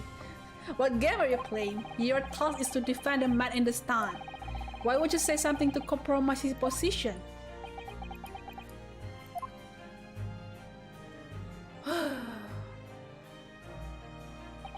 As the advocate for the defense in this trial, I confess I'm still not entirely sure where I stand. But it seems to me that I should state what facts I do know as clearly and honestly as possible. Oh, Van Zix berubah pikiran kayak, oh my god, this guy is actually... It's actually not. It's actually good. You're interesting. You're interesting. Naruhodo-san. Thank you, Fanzix. This is not altogether pleasant, fella. I'm simply telling the truth, Mr. McGilded. Well, don't forget that you're supposed to be representing my best interest here, lad. Now then.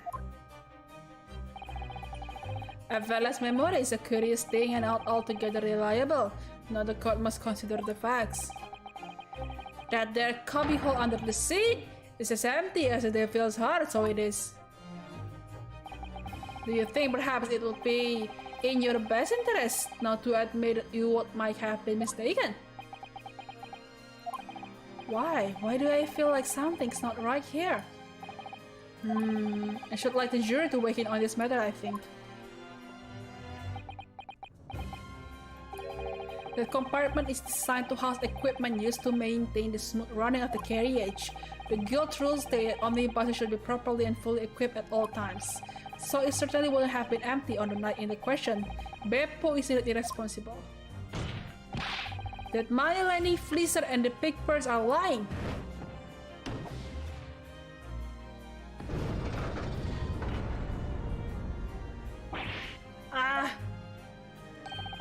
I can't believe I was nearly taken in. The stinking rich are always stinkers. You little stinkers. Nothing but cowards, a lot of them. What? Oh no. It's a trick! Of course it's a trick!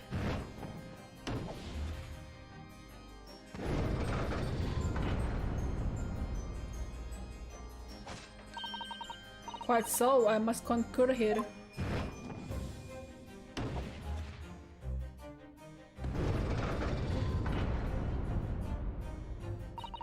With calm, calculated reasoning, one arrives clearly at the truth every time. Yes, but every time a different truth, it seems.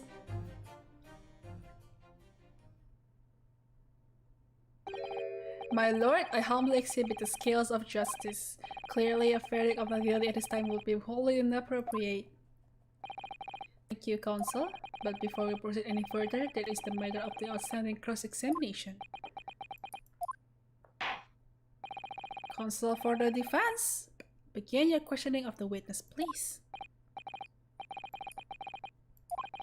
The whole balance of the trial just shifted almost beyond recognition. Gonta-ganti ini terus. The Reaper of the Valley is at work, it would seem. Oh wow. Nah, okay. I think I'm gonna end the stream for now, because I'm getting tired of talking, most personally. But yeah! Everyone is sus now. Everyone is sussy.